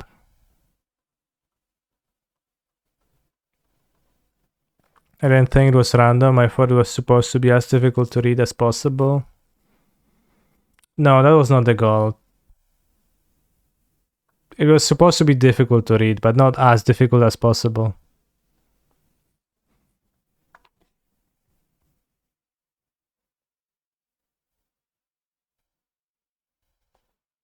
But, you know, there is nothing wrong with having 2 ley lines, bros. It's fine. Having 2 ley lines in your deck it's functional. It's okay. Don't get scared, like you don't need to play 4. You don't switch the game you're playing from the game of Magic the Gathering to the game of do I have ley line in my opening hand. You don't. You still play Magic. You still play a game of Magic.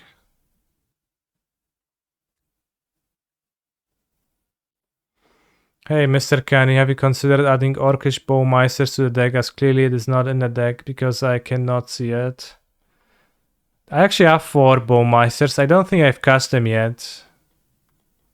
It seems okay against Living End, but actually less okay than I thought.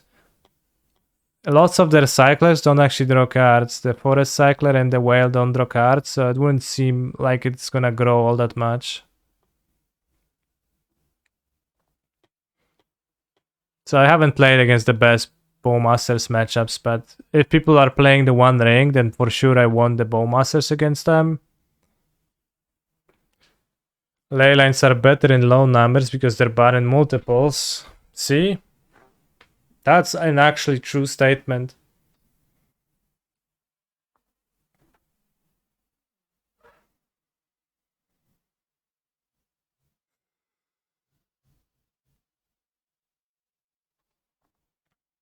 Is it worth picking up? Currently showing about $25 per copy.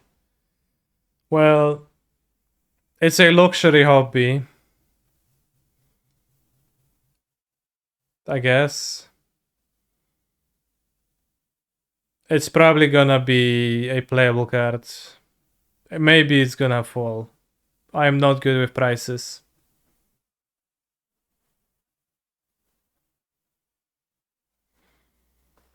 But it's probably gonna be a card I'm gonna play relatively often.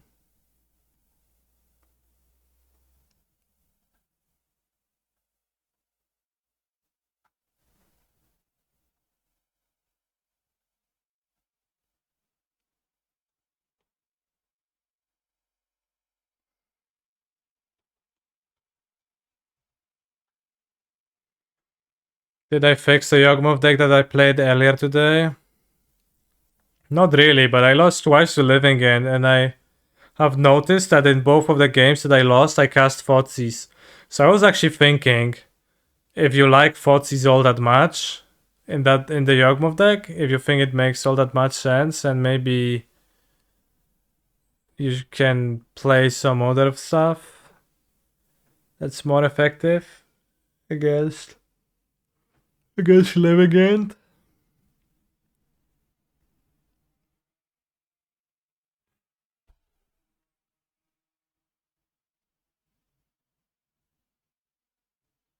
Yeah, this sideboard card from Yawgmoth, it felt really unimpressive. You're dying to know what the Rosy Company combo deck looks like? Alright, I'll show you.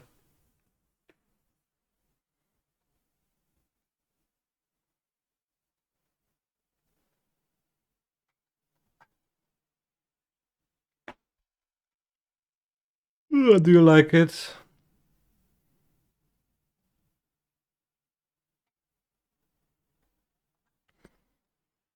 Often enough, it's better than the 1 to 2 last spots in a deck. I see. Did I play with it already? I haven't. I probably will not play with it. It doesn't look all that good. It seems to have an unplayable curve, and it seems to assemble some meat combos.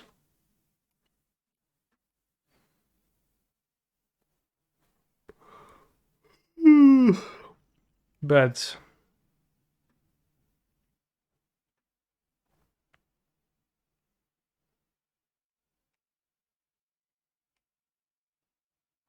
it's also, I guess it hinges much on whether you think Kyla's reconstruction is anywhere close to playability, or if it's just outside of the realm of modern cards. I'm not sure.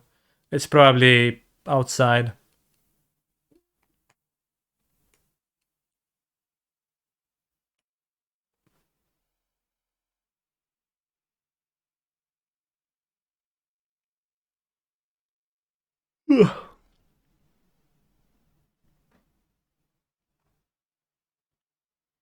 20 lands is also kind of low, I guess, and Keeper makes treasures too.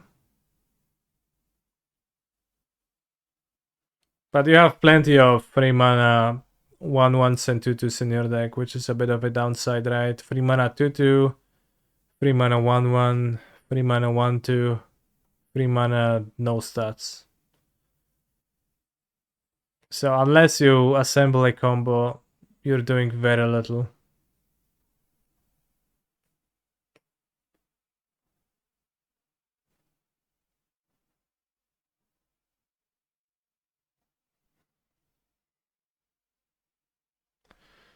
So yeah, let's continue watching the. Let's continue watching the. I'm getting too distracted by the song. Sorry. Let's continue watching the judge presentation, I guess. What's your score in the quiz? You mean the questions in the presentation? I didn't really keep track.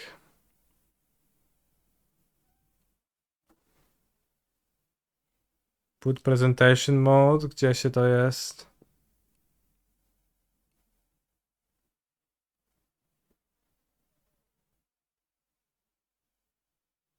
Nice.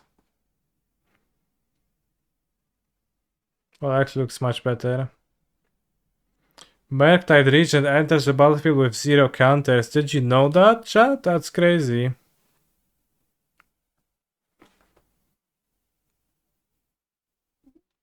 Current best 3 modern decks, in your opinion? Murktide, Yawgmoth, and whatever Aspiring Spike streamed with today. Augustine Cruz and attacks with Hairs, which has exiled 5 cards. Nora casts Dress Down. Describe what happens. Unlicensed Hairs dies.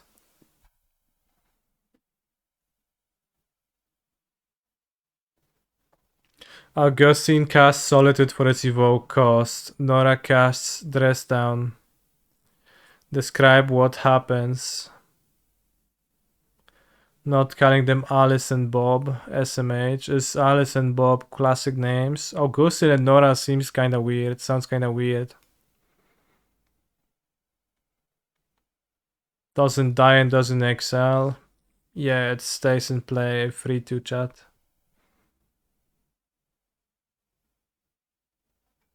What happens on the artwork of Solitude? Have you ever thought of it? I assume this is like a hand, this is a face, but...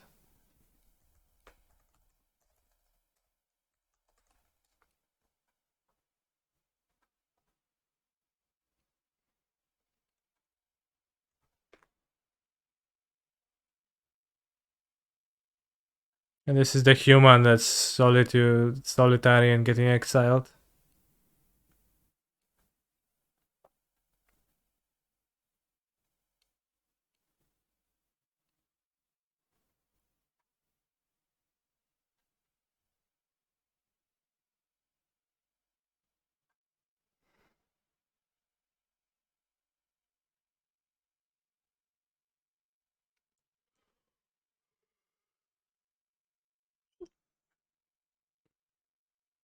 I like they just called Solitude like one word names.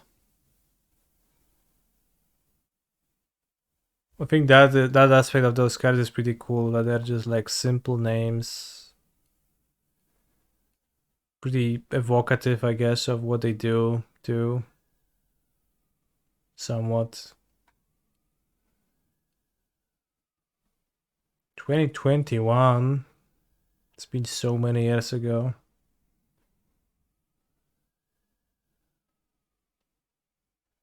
Emotions. Is Solitude an emotion?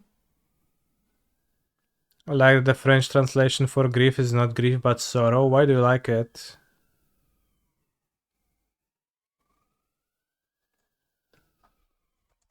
Is endurance an emotion?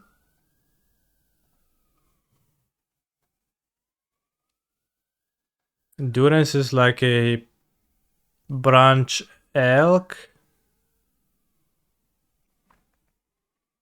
Energy thing.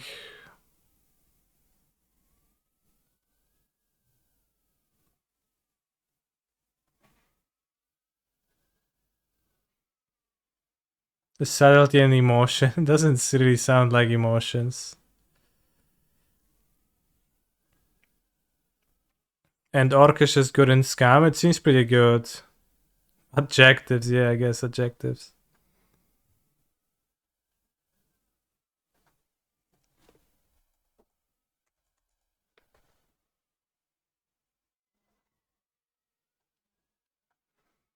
Grief is a human-like shadow figure.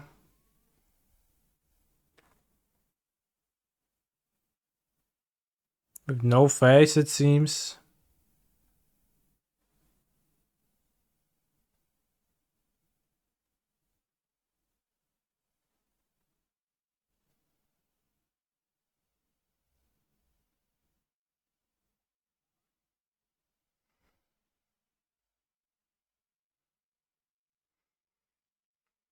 If you use Yogmoth's ability to kill Bowmaster, do you get a Bowmaster trigger?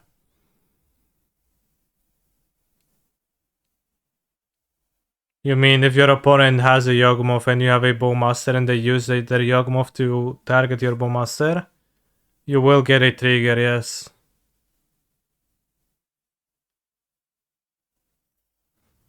Because you put a -1/-1 counter, it's still on the battlefield during the resolution of the ability. Then you draw a card. And then the stash then it triggers. Waits for the trigger to be put on the stack for when the ability resolves. Then you put the Bowmaster's ability on the stack and it immediately dies.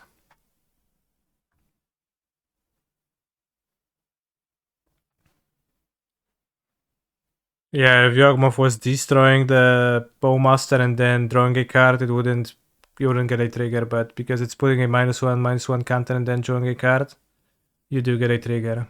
It's kinda like Bolt and Duffy Voidwalker.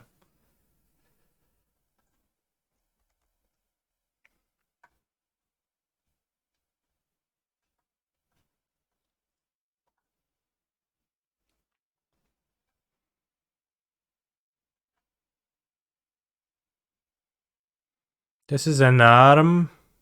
This is a second arm. This is a face, right?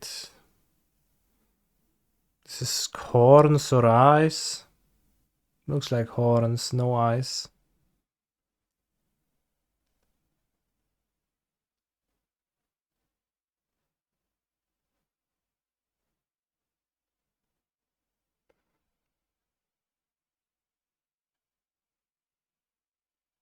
Can't see much on Fury.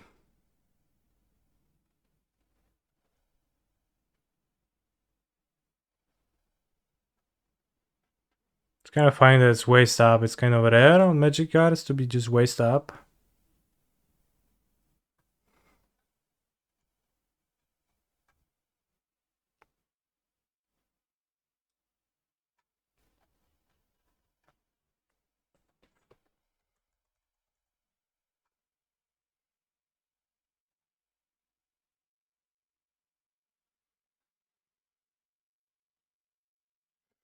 And subtlety is just a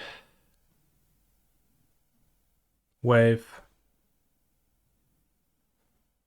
Are MTG cards printed in your native language? No.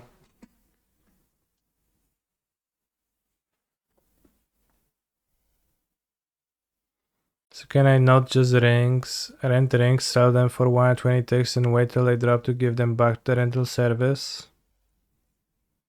That is called shorting. Some people do that, I think, with rental services.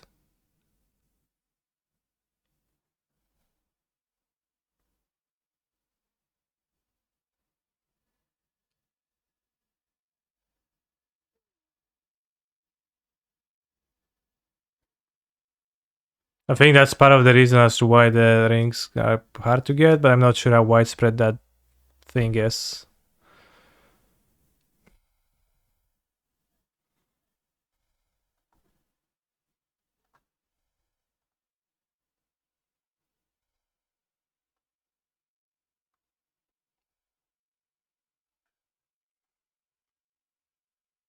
I think this looks like the Hokusai wave. I think mostly in that is a wave, but not really much besides that.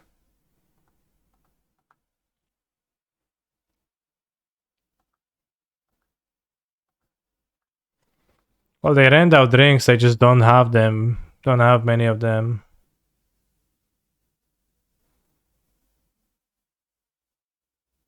A lot of the Cabal Discord is doing it, I heard. What's the Cabal Discord?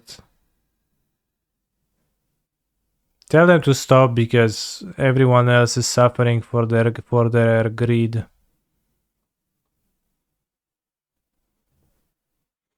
Hi Kenny, do you like the new version of Breach with the Ring? I played the FNM with that.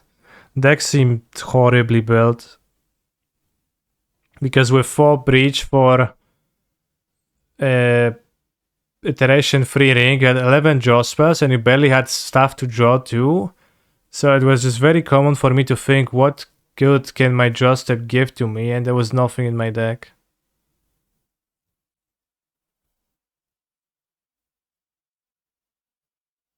It was like my instinct was to add 4 shredders to the deck, so basically just revert the change.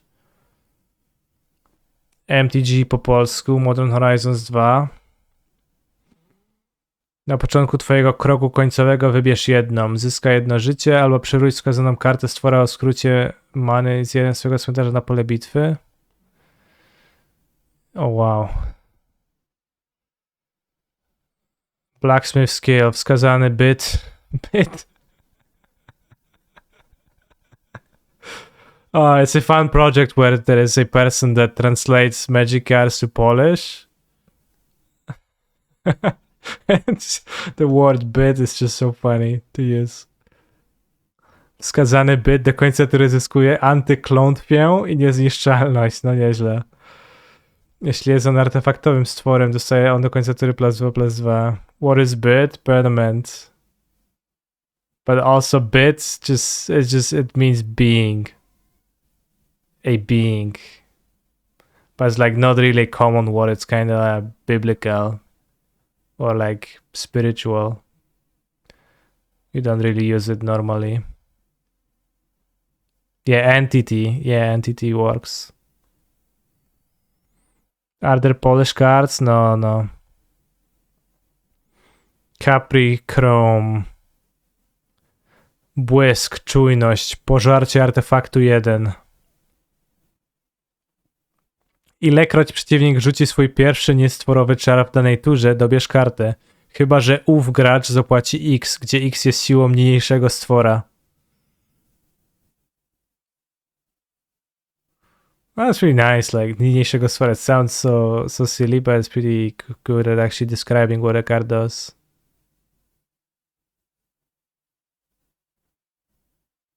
The wording feels so odd and contrived.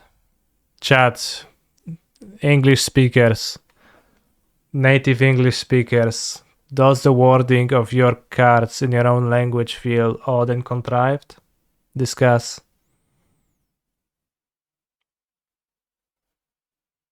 Yes. German. No, I mean like in English.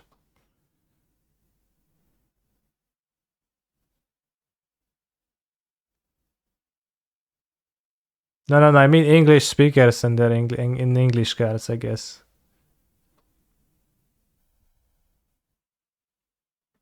But I guess it's fine if you answer this way too.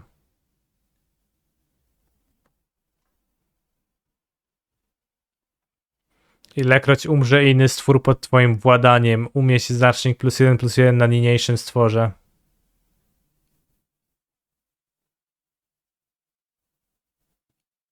They changed the number of cards name in my language because the original name was similar to an intimate body part, I guess. Can you give me an example?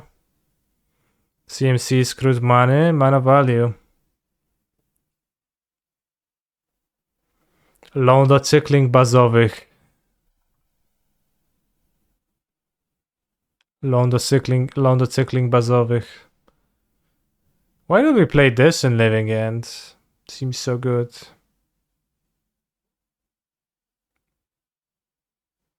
Does Polish make a difference between U singular and U plural? It does, yeah. I mean, this is unofficial, but this person uses. Let's find something.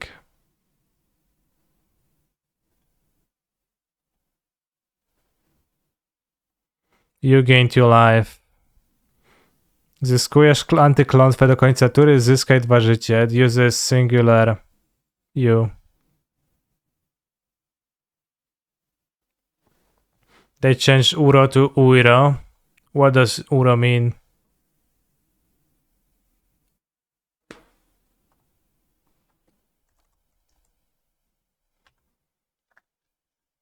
Uiro.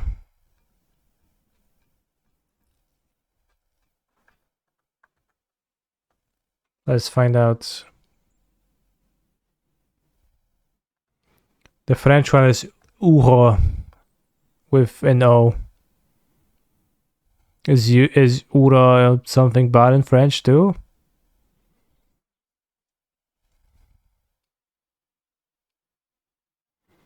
Uiro. Titano dell'ira della natura.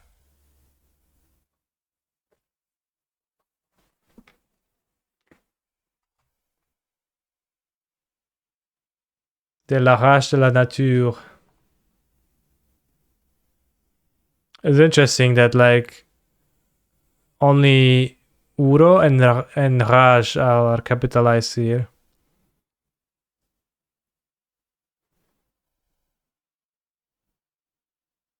Ancêtre et géant.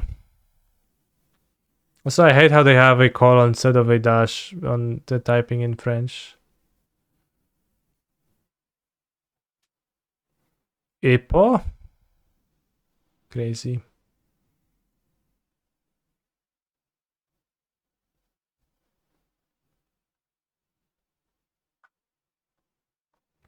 Omnav der Schammelpunkt der Volkomsten.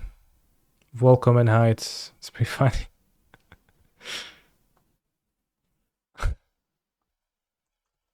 Gisela.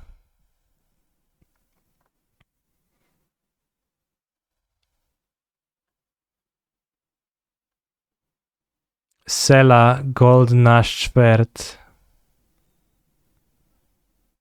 Why is Gisela Zela?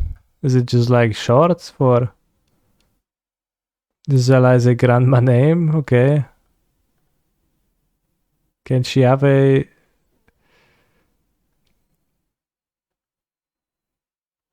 grandma name? Is that not fine? Is this one also Zela? This is also Zela.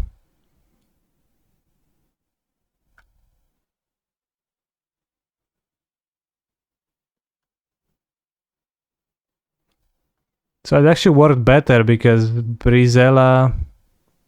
No, Brizella doesn't work as well because it's Zela and Bruna. Bruna and Zela. And it's Brizella should be Brella.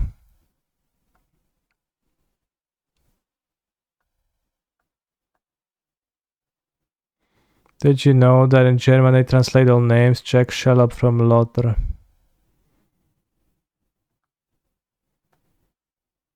Funkenspalter. Nice. Funkenspalter. That doesn't sound too threatening. Funkenspalter.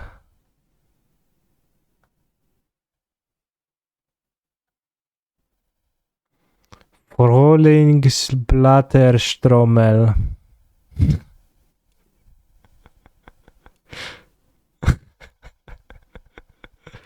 Frühlingsblatterstrommel.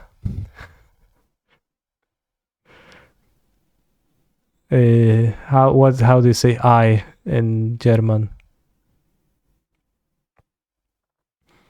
Ich tappe meine Frühlingsplatterstrommel und meine Ornithoptera. Ornithoptera. Simple.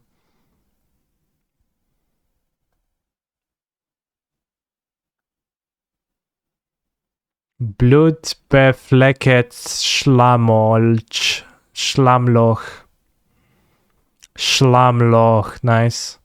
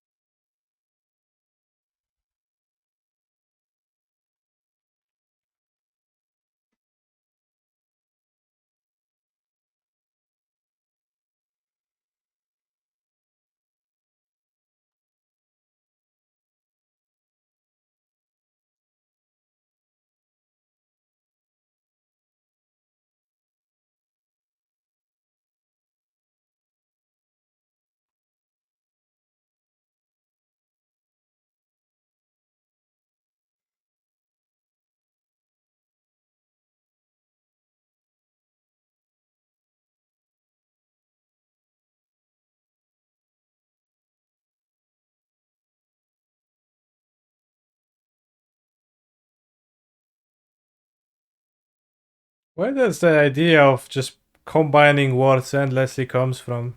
How is that like good language design?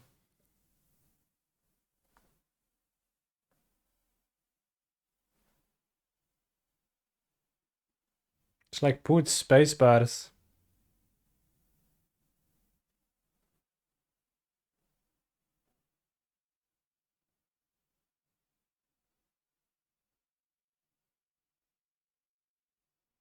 Do you understand this at all? I mean, the graphics are pretty clear and like I have some minimal understanding of, especially the words that sound the same in all the languages. How many languages do you speak? To post.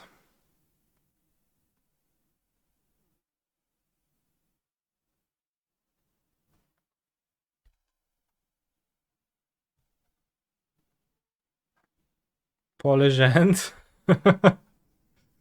one.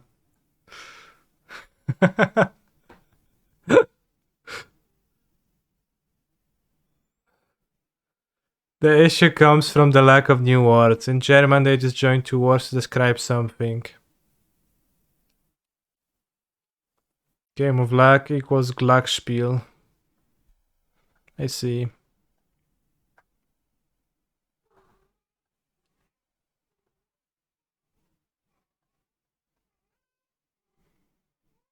All right, next interaction from the presentation. Augustin dashes Ragavan. Nora casts Dress Down. Describe the rest of the 10, assuming each player takes actions available to them. I don't know. I remember that somebody told me it was bugged on Modo. Ragavan loses its abilities, including haste, but is returned to hand at the end of turn base. Augustine controls Dress Down. Nora animates Inkmob Nexus. Describe the Inkmob Nexus. It's a 1-1 without flying and infect. Oh, it cannot have the... It also loses the activate ability and the mana ability. That's funny. Why is it Inkmob? What? Oh, okay, because Dress Down enters first. And then you activate Ink Moth. That's funny. I don't know if I had that happen really to me. Augustine equips Caldra complete to an Ornithopter. Describe the Ornithopter. That's all the skills. It doesn't fly though. Okay, yeah, it doesn't fly. That's true. Probably has domain over several smaller European countries. Bro, that's extremely offensive to say.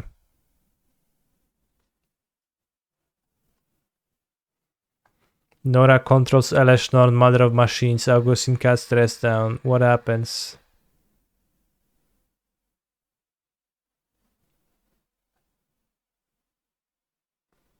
Augustine draws a card. Dress down, enters the battlefield. Then the game checks for an ability triggering.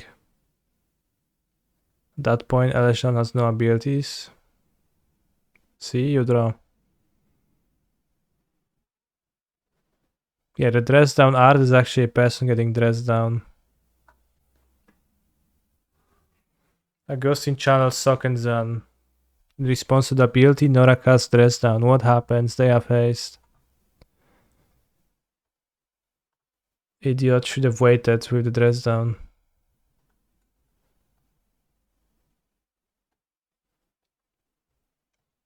Stop.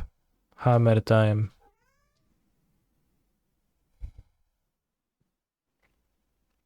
I activate Ink Mode Nexus. Then I equip it with hammer. Does my Nexus have flying? Yes. Bro, it's basic hammer moves. Augustine controls Chalice with one charge. He casts Ragavan for its dash cost. Nora says, sure, that resolves. Augustine attacks with Ragavan and notices the Chalice. What do? Assuming no cheating, this is a miss trigger and a warning for Augustine.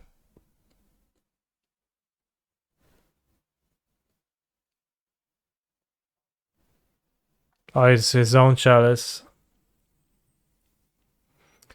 For it, the standing to rewind the Ragavans is not supported under policy. Leave the game as is. Wow, nice policy.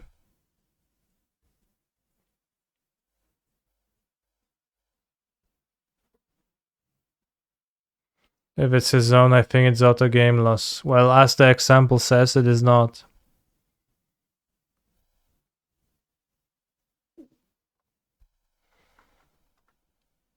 Thanks, I hate it.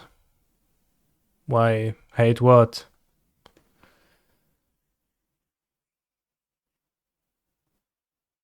Why isn't Nora punished? Yeah. My graveyard is a Bloodstained Mire, a Thoughtseize, and a Lightning Bolt. Opponent casts Colagon's command, choosing 2 damage to the ERC, and I discard. I discard a copy of Dragon's Channeler, Rage Channeler. What happens? It survives. It's a free bros. Amulet Titan. Can I choose to have the Vesuva copy the Growth Chamber? Well, generally speaking, yes. Nope, the land I chose has to be on the battlefield already. Alright, yet that has not been outlined anywhere in the question, so checkmate, bro. It might have been implied that the Titan have searched for it, but it wasn't clear. And as a judge, they have to investigate for cheating in that case. Bro, can you read?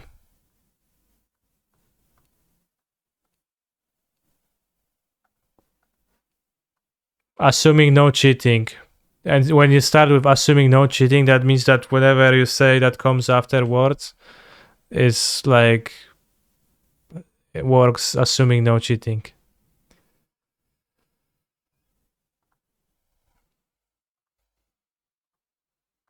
They will investigate for cheating, yes. They should. What happens? Nothing. My opponent controls Blood Moon. I cast Dryad. Do my lands have all types? Yes. Leyline Binding.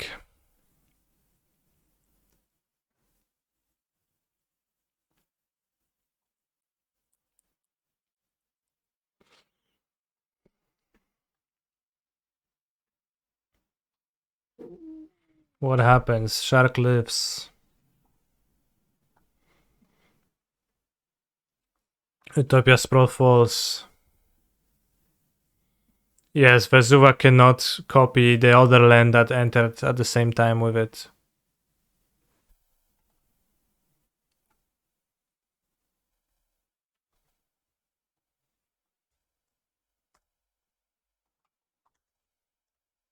What are those basics ask questions? They are common interactions, say for judges allegedly, so that judges can read through it and know the basic interactions of modern to rule truthfully, which makes sense. Like basic ask questions, yes, but also it's good that they would answer the simple ones well too.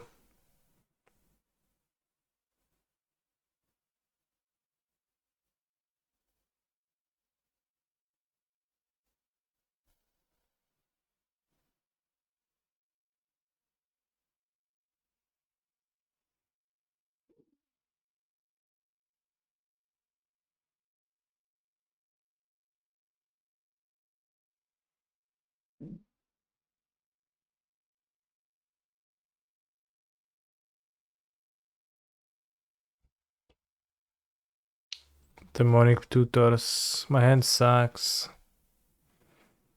What if someone sabotages the documents and misleads an entire generation of judges? Most of them probably don't even have time to read it or the willingness to read it. So it's fine.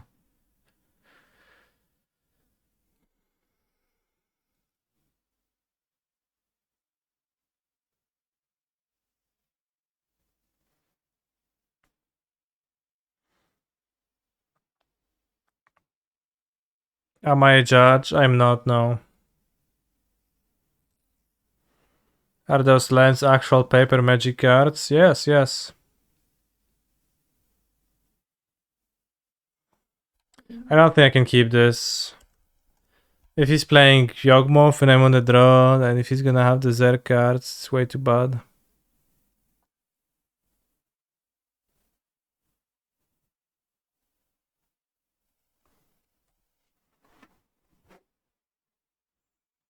Okay, he's playing Mill. But still, I'm happy to have Mult.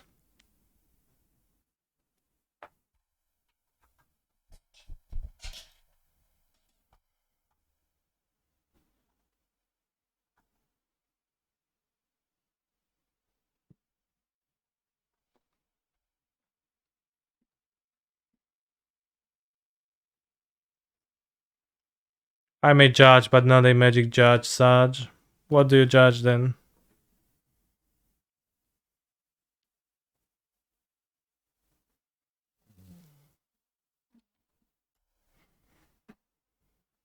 Judge people.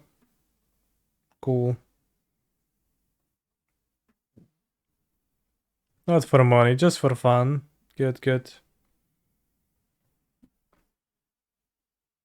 Jeden dzień. I judge anime TDs. Really?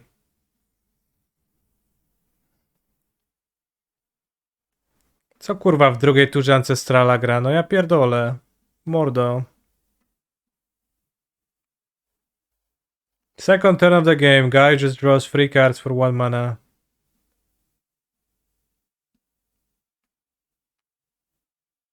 I had led them by fetching turn 1, but still. I fetched turn 1 because that's like the turn where they're least likely to actually have that thing. Cool, bro. Yeah, nice. 2 Ancestrals. Just like go play Modern and they double Ancestral me.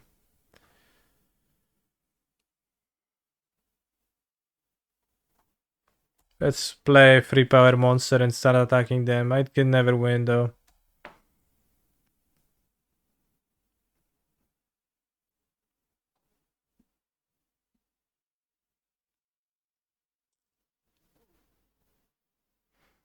If I draw a Fury, then maybe there is hope, but we lose 12 cards, go to 20 cards.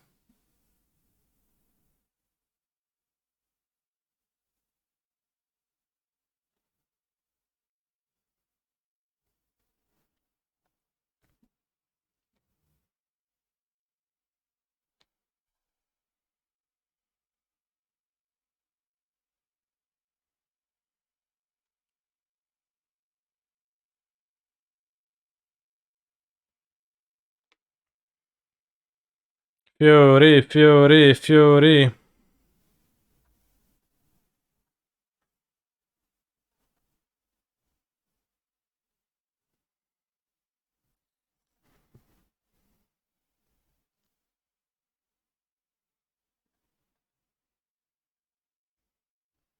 I won the One Ring? Probably not even. I won Turak?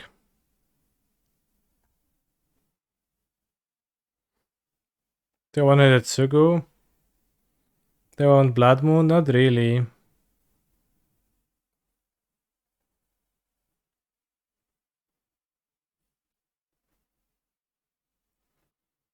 I guess 61. Maybe Blood Moon is not a main deck card. Like, why are we playing it main deck? It's not particularly good against most people.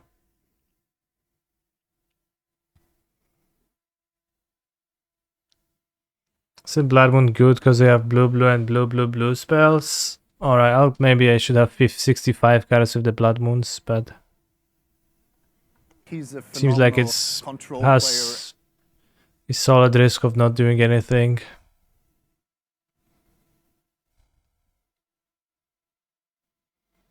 Many scam players main it, but I don't like it main. Yeah. I mean, it's like has its games, but also has bad games. Zemo numbers, thank you very much for the Prime sub. 2 Spires doesn't seem correct. They are so good, okay.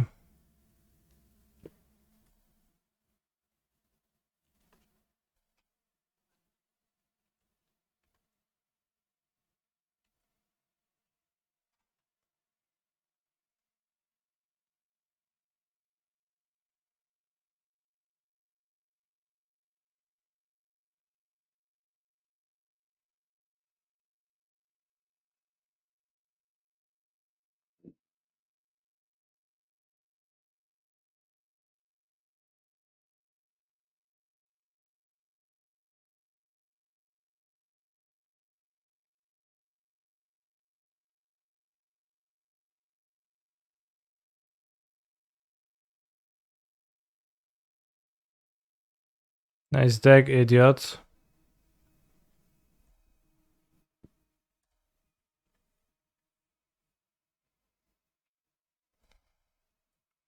Even if you do Blood when they have Bosseggio lane, I'm betting half the time. I don't know if it's half the time, but yeah.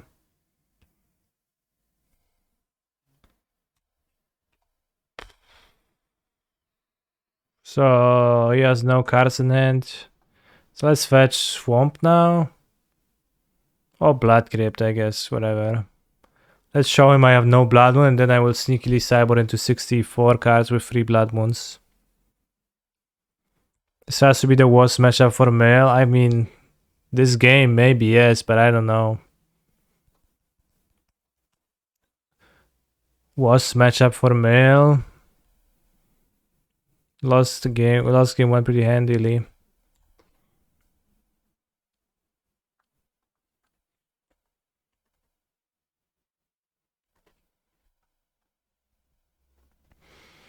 Blood Moon being easier to interact with is a good thing though. Well, it's not a good thing if you're trying to put it into your deck, if you're trying to win games, right? But like, as a general thing, then sure.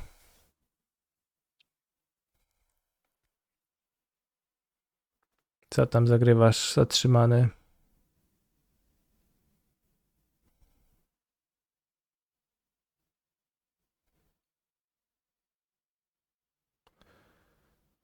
Oh, Crypt Incursion. Nice card. So I guess we don't foresee anything.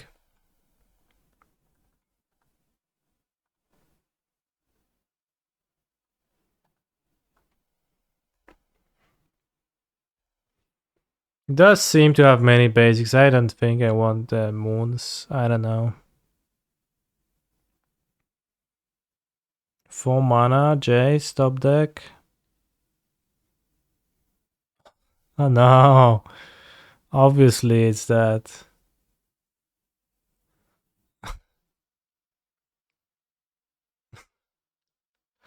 Obviously, he's playing a deck after Lot has released, so he's playing the One Ring. Alright.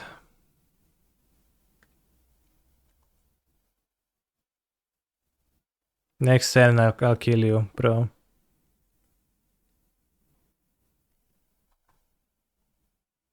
We have a Crypt Incursion if you want to.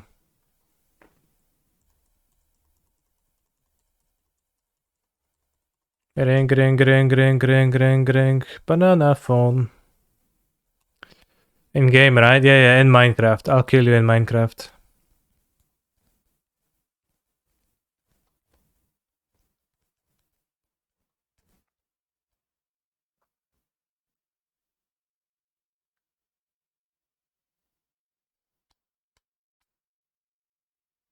Oh no, not my blood crypt, no.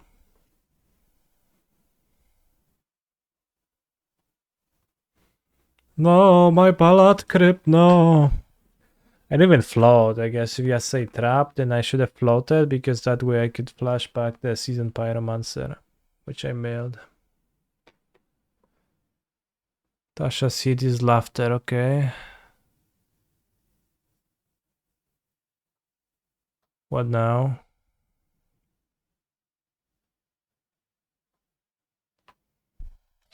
Please don't kill me in Minecraft. I have hardcore world with 100 hours on it. What's hardcore? Permadeath? Sounds crazy.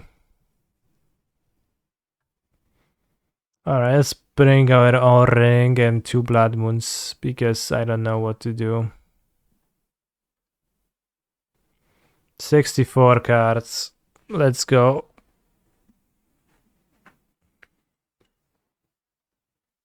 Kurasana.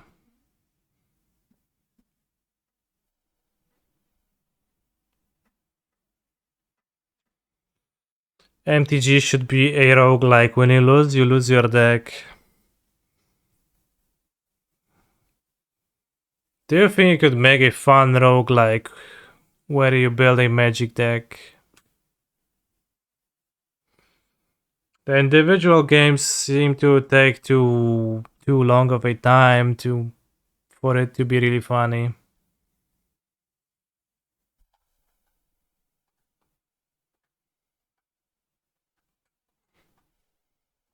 Is Shalander a roguelike? It's not really.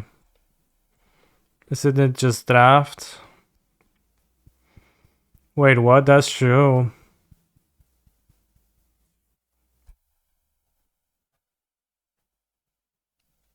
That's crazy. I never thought of that. Draft is a roguelike mode for Magic the Gathering.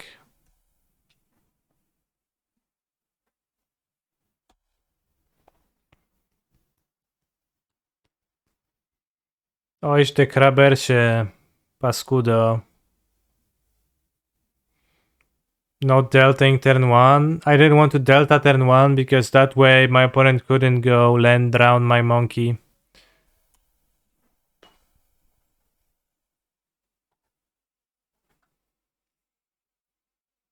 You think he has pushes in his deck?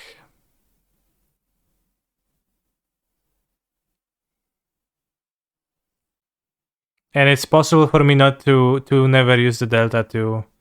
Because I can go land,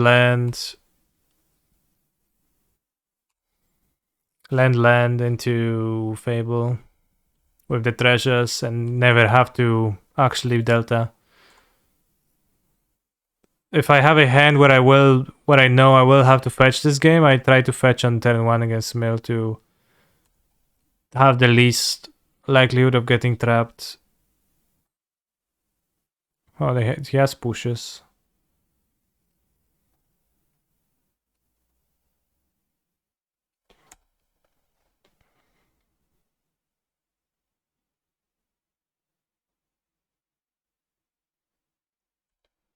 If I haven't surgical marked an EI and still lost. It's such a good punchline to this story. It's so good. I even surgical Merkta and EI and he still lost. I surgical. Whatever, I'll keep my cards. They seem good enough. How have you liked Bowmasters so far? I liked them plenty. Actually, they didn't much. I don't think I cast them a single time this prelim. But they seem good in theory.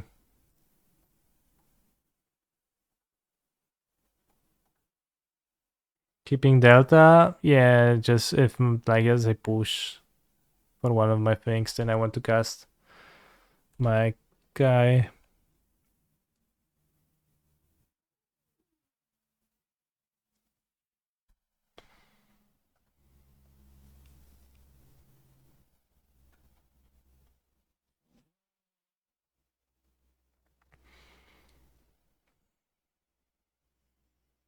The other night, my local modern, I had 2 lands and fatal pushed on a monkey and they play another. Every time monkey swung for the rest of the match, he pulled my lands, another fatal push from the top of my deck.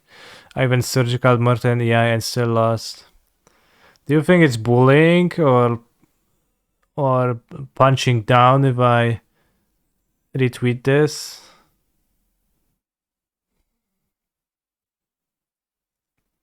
It might be a little bit.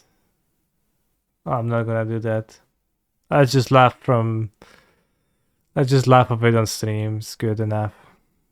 We have a good laugh over here.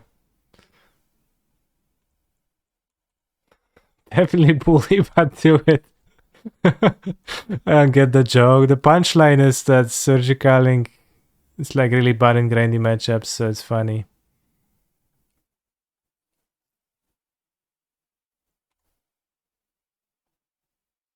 Nice cock rings, bro. Like, great card. So good. It's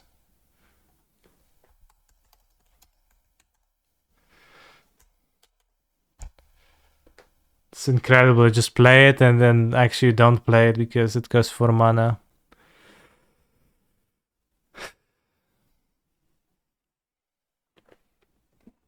Why is that a copy-paste thing? Just tweet it, we won't tell anyone, yeah. Can you retweet LSV take on Ragavan but with the One Ring? No, because I don't have an opinion. I don't hate the One Ring yet. Say GG, GG. Alright, we followed the prelim. You hate Ragavan? I hated Ragavan for a while. I got used to it by now and I don't.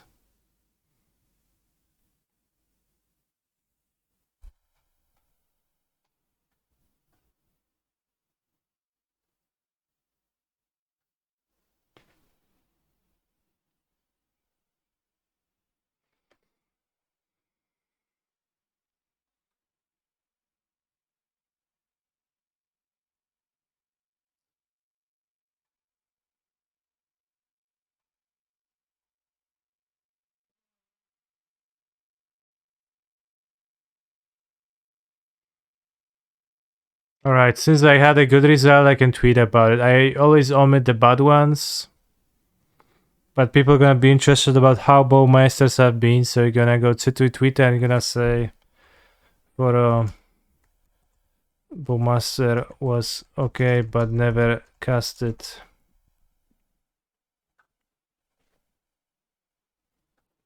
Bowmasters were was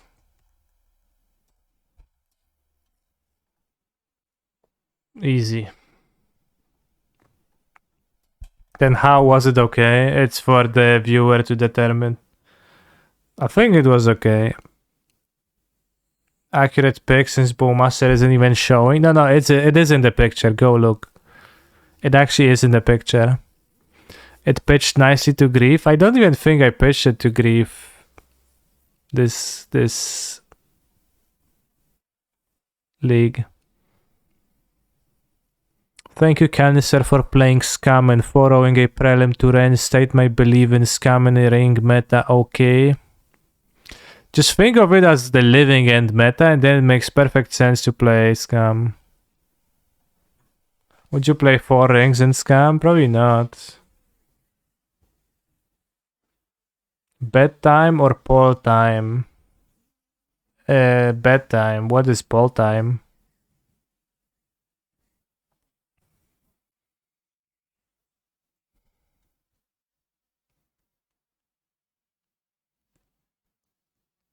But yeah, it is bedtime, I think. Tomorrow there's a modern prelim at 1. So tomorrow I'll play the modern prelim. Short stream. Well, it's short stream, but it's the second stream of the day. I streamed for like 3 or 4 hours earlier and 3 hours now, so it's like 7 hours of stream today. And it's spread evenly across the EU people and NA people, so it's if you view it through positive lens, it was actually fine. Who's better at Magic, NA or EU? EU easy. What did we replace for the Bowmeister's Harvester? Harvester wasn't played in that deck. I don't know what I got. Somehow I just put 4 in the deck. I wasn't viewing through negative lenses. Yeah, I was responding to the user growing pains. So I don't know, I just put the Bowmeisters in the deck. I think I cut a Croxa. One of the scam tricks, but like I still played 7 because I have 2 of the fake ones that are lands. A fatal push and something else.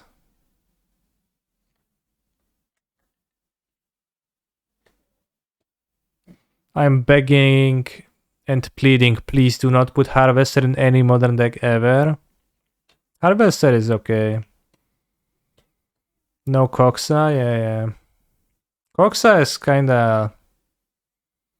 It's kinda weird, but it is kinda lame in that deck. Will I play Rhinos with Cockring at some point? Something about Rhinos is so unappealing to me that I doubt it. Like, I tend to think about playing that deck. Because it obviously performs like well enough overall to be that it's a good deck, but there's something so unappealing about that deck to me that I never end up playing it.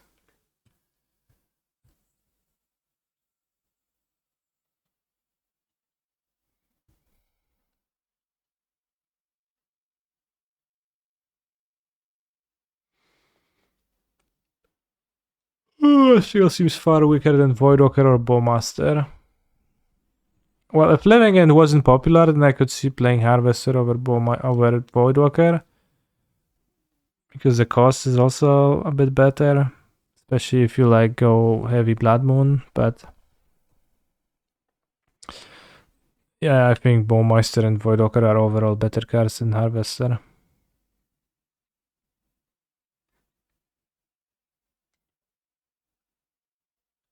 Because it reminds you of the old Rhinos deck before MH2, maybe, but it's just also like you play your spell, like you can like force of negation their one spell, you like deal 10 damage, cool beans, then that game's over. I don't know, no finesse, no cool stuff.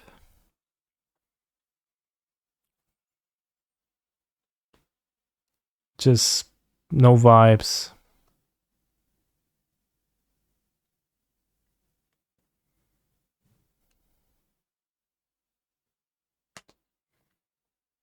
A deck can have up to 9 cards named Nazgul.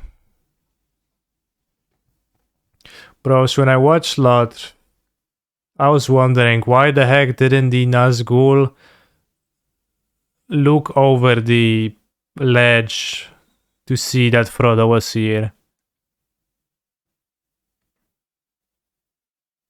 It just was like... He's a phenomenal control player. Not doing that, but also chilling by the ledge, but not looking over. It was pretty dramatic that way though, so made sense for a movie. Kiori, thank you for the sub. Ocybyw Itali pokrótce. Spike Feeder and Heliod is an infinite combo, infinite life. Rosy Cotton and Scarioak is an infinite amount of 1/1 squirrels and an infinitely big Scarioak, so you just have two combos and you find them with Company or Reconstruction and ramp towards Company and Reconstruction to find them. But it's probably not good.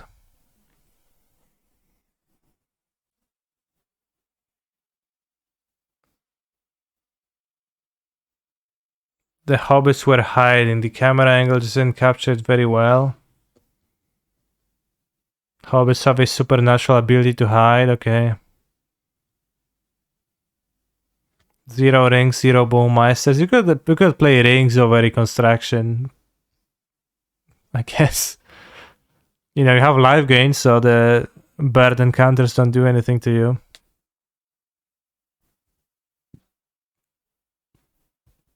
Did I like cutting Riverwinder yesterday for subs? I'm not entirely sure, but I think so.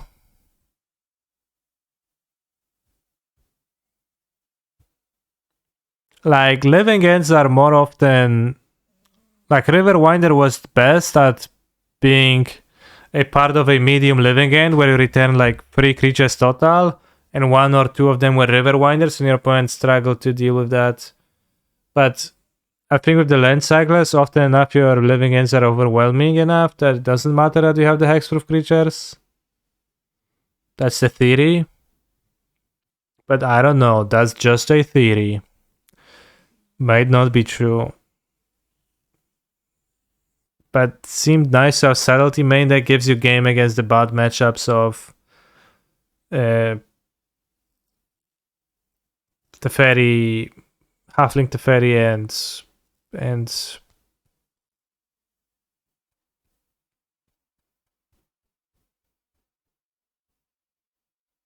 Voidwalker.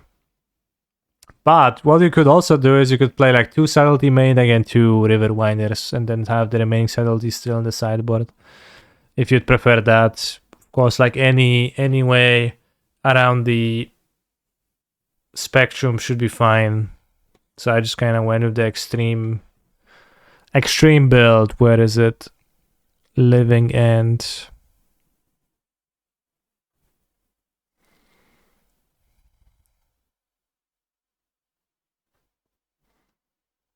Because the bindings, you can easily like not play the bindings and play something relevant instead if you don't like it.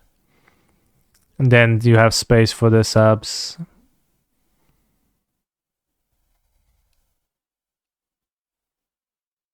Any chance for a 1 ring Tron League if I gift 1 subscription? Yes, but I will play it tomorrow, not today. Did I like the 14 land 6 land cyclers? I think so.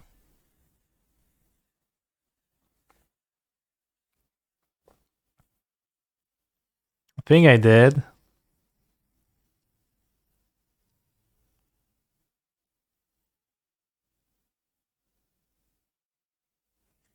$20 lands total seemed like a good amount. Alright, that is it for today. Thank you for watching the stream. Thank you for subbing and for gifting and for doing stuff. I'll see you tomorrow. Stay hydrated and stay strong as I send you over to somebody who's actually streaming. You could raid Doomwake, Ride the Rabbit, playing Modern Legacy Prelims, Modern Prelim with Folklore Breach, that's already over. Donation deck Thursday. Bros, He's a donation decks are phenomenal so control player. cringe. People request crazy stuff for you to play. Let's rate the Morning Tutor since I crashed him so easily. Thank you, Growing Pains, for a sub.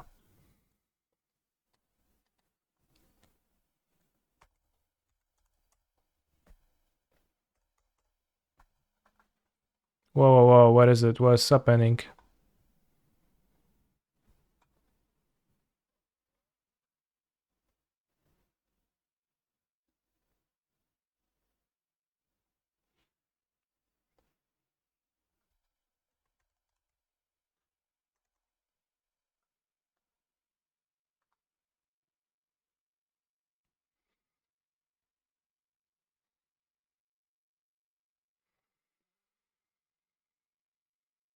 Alright, see you.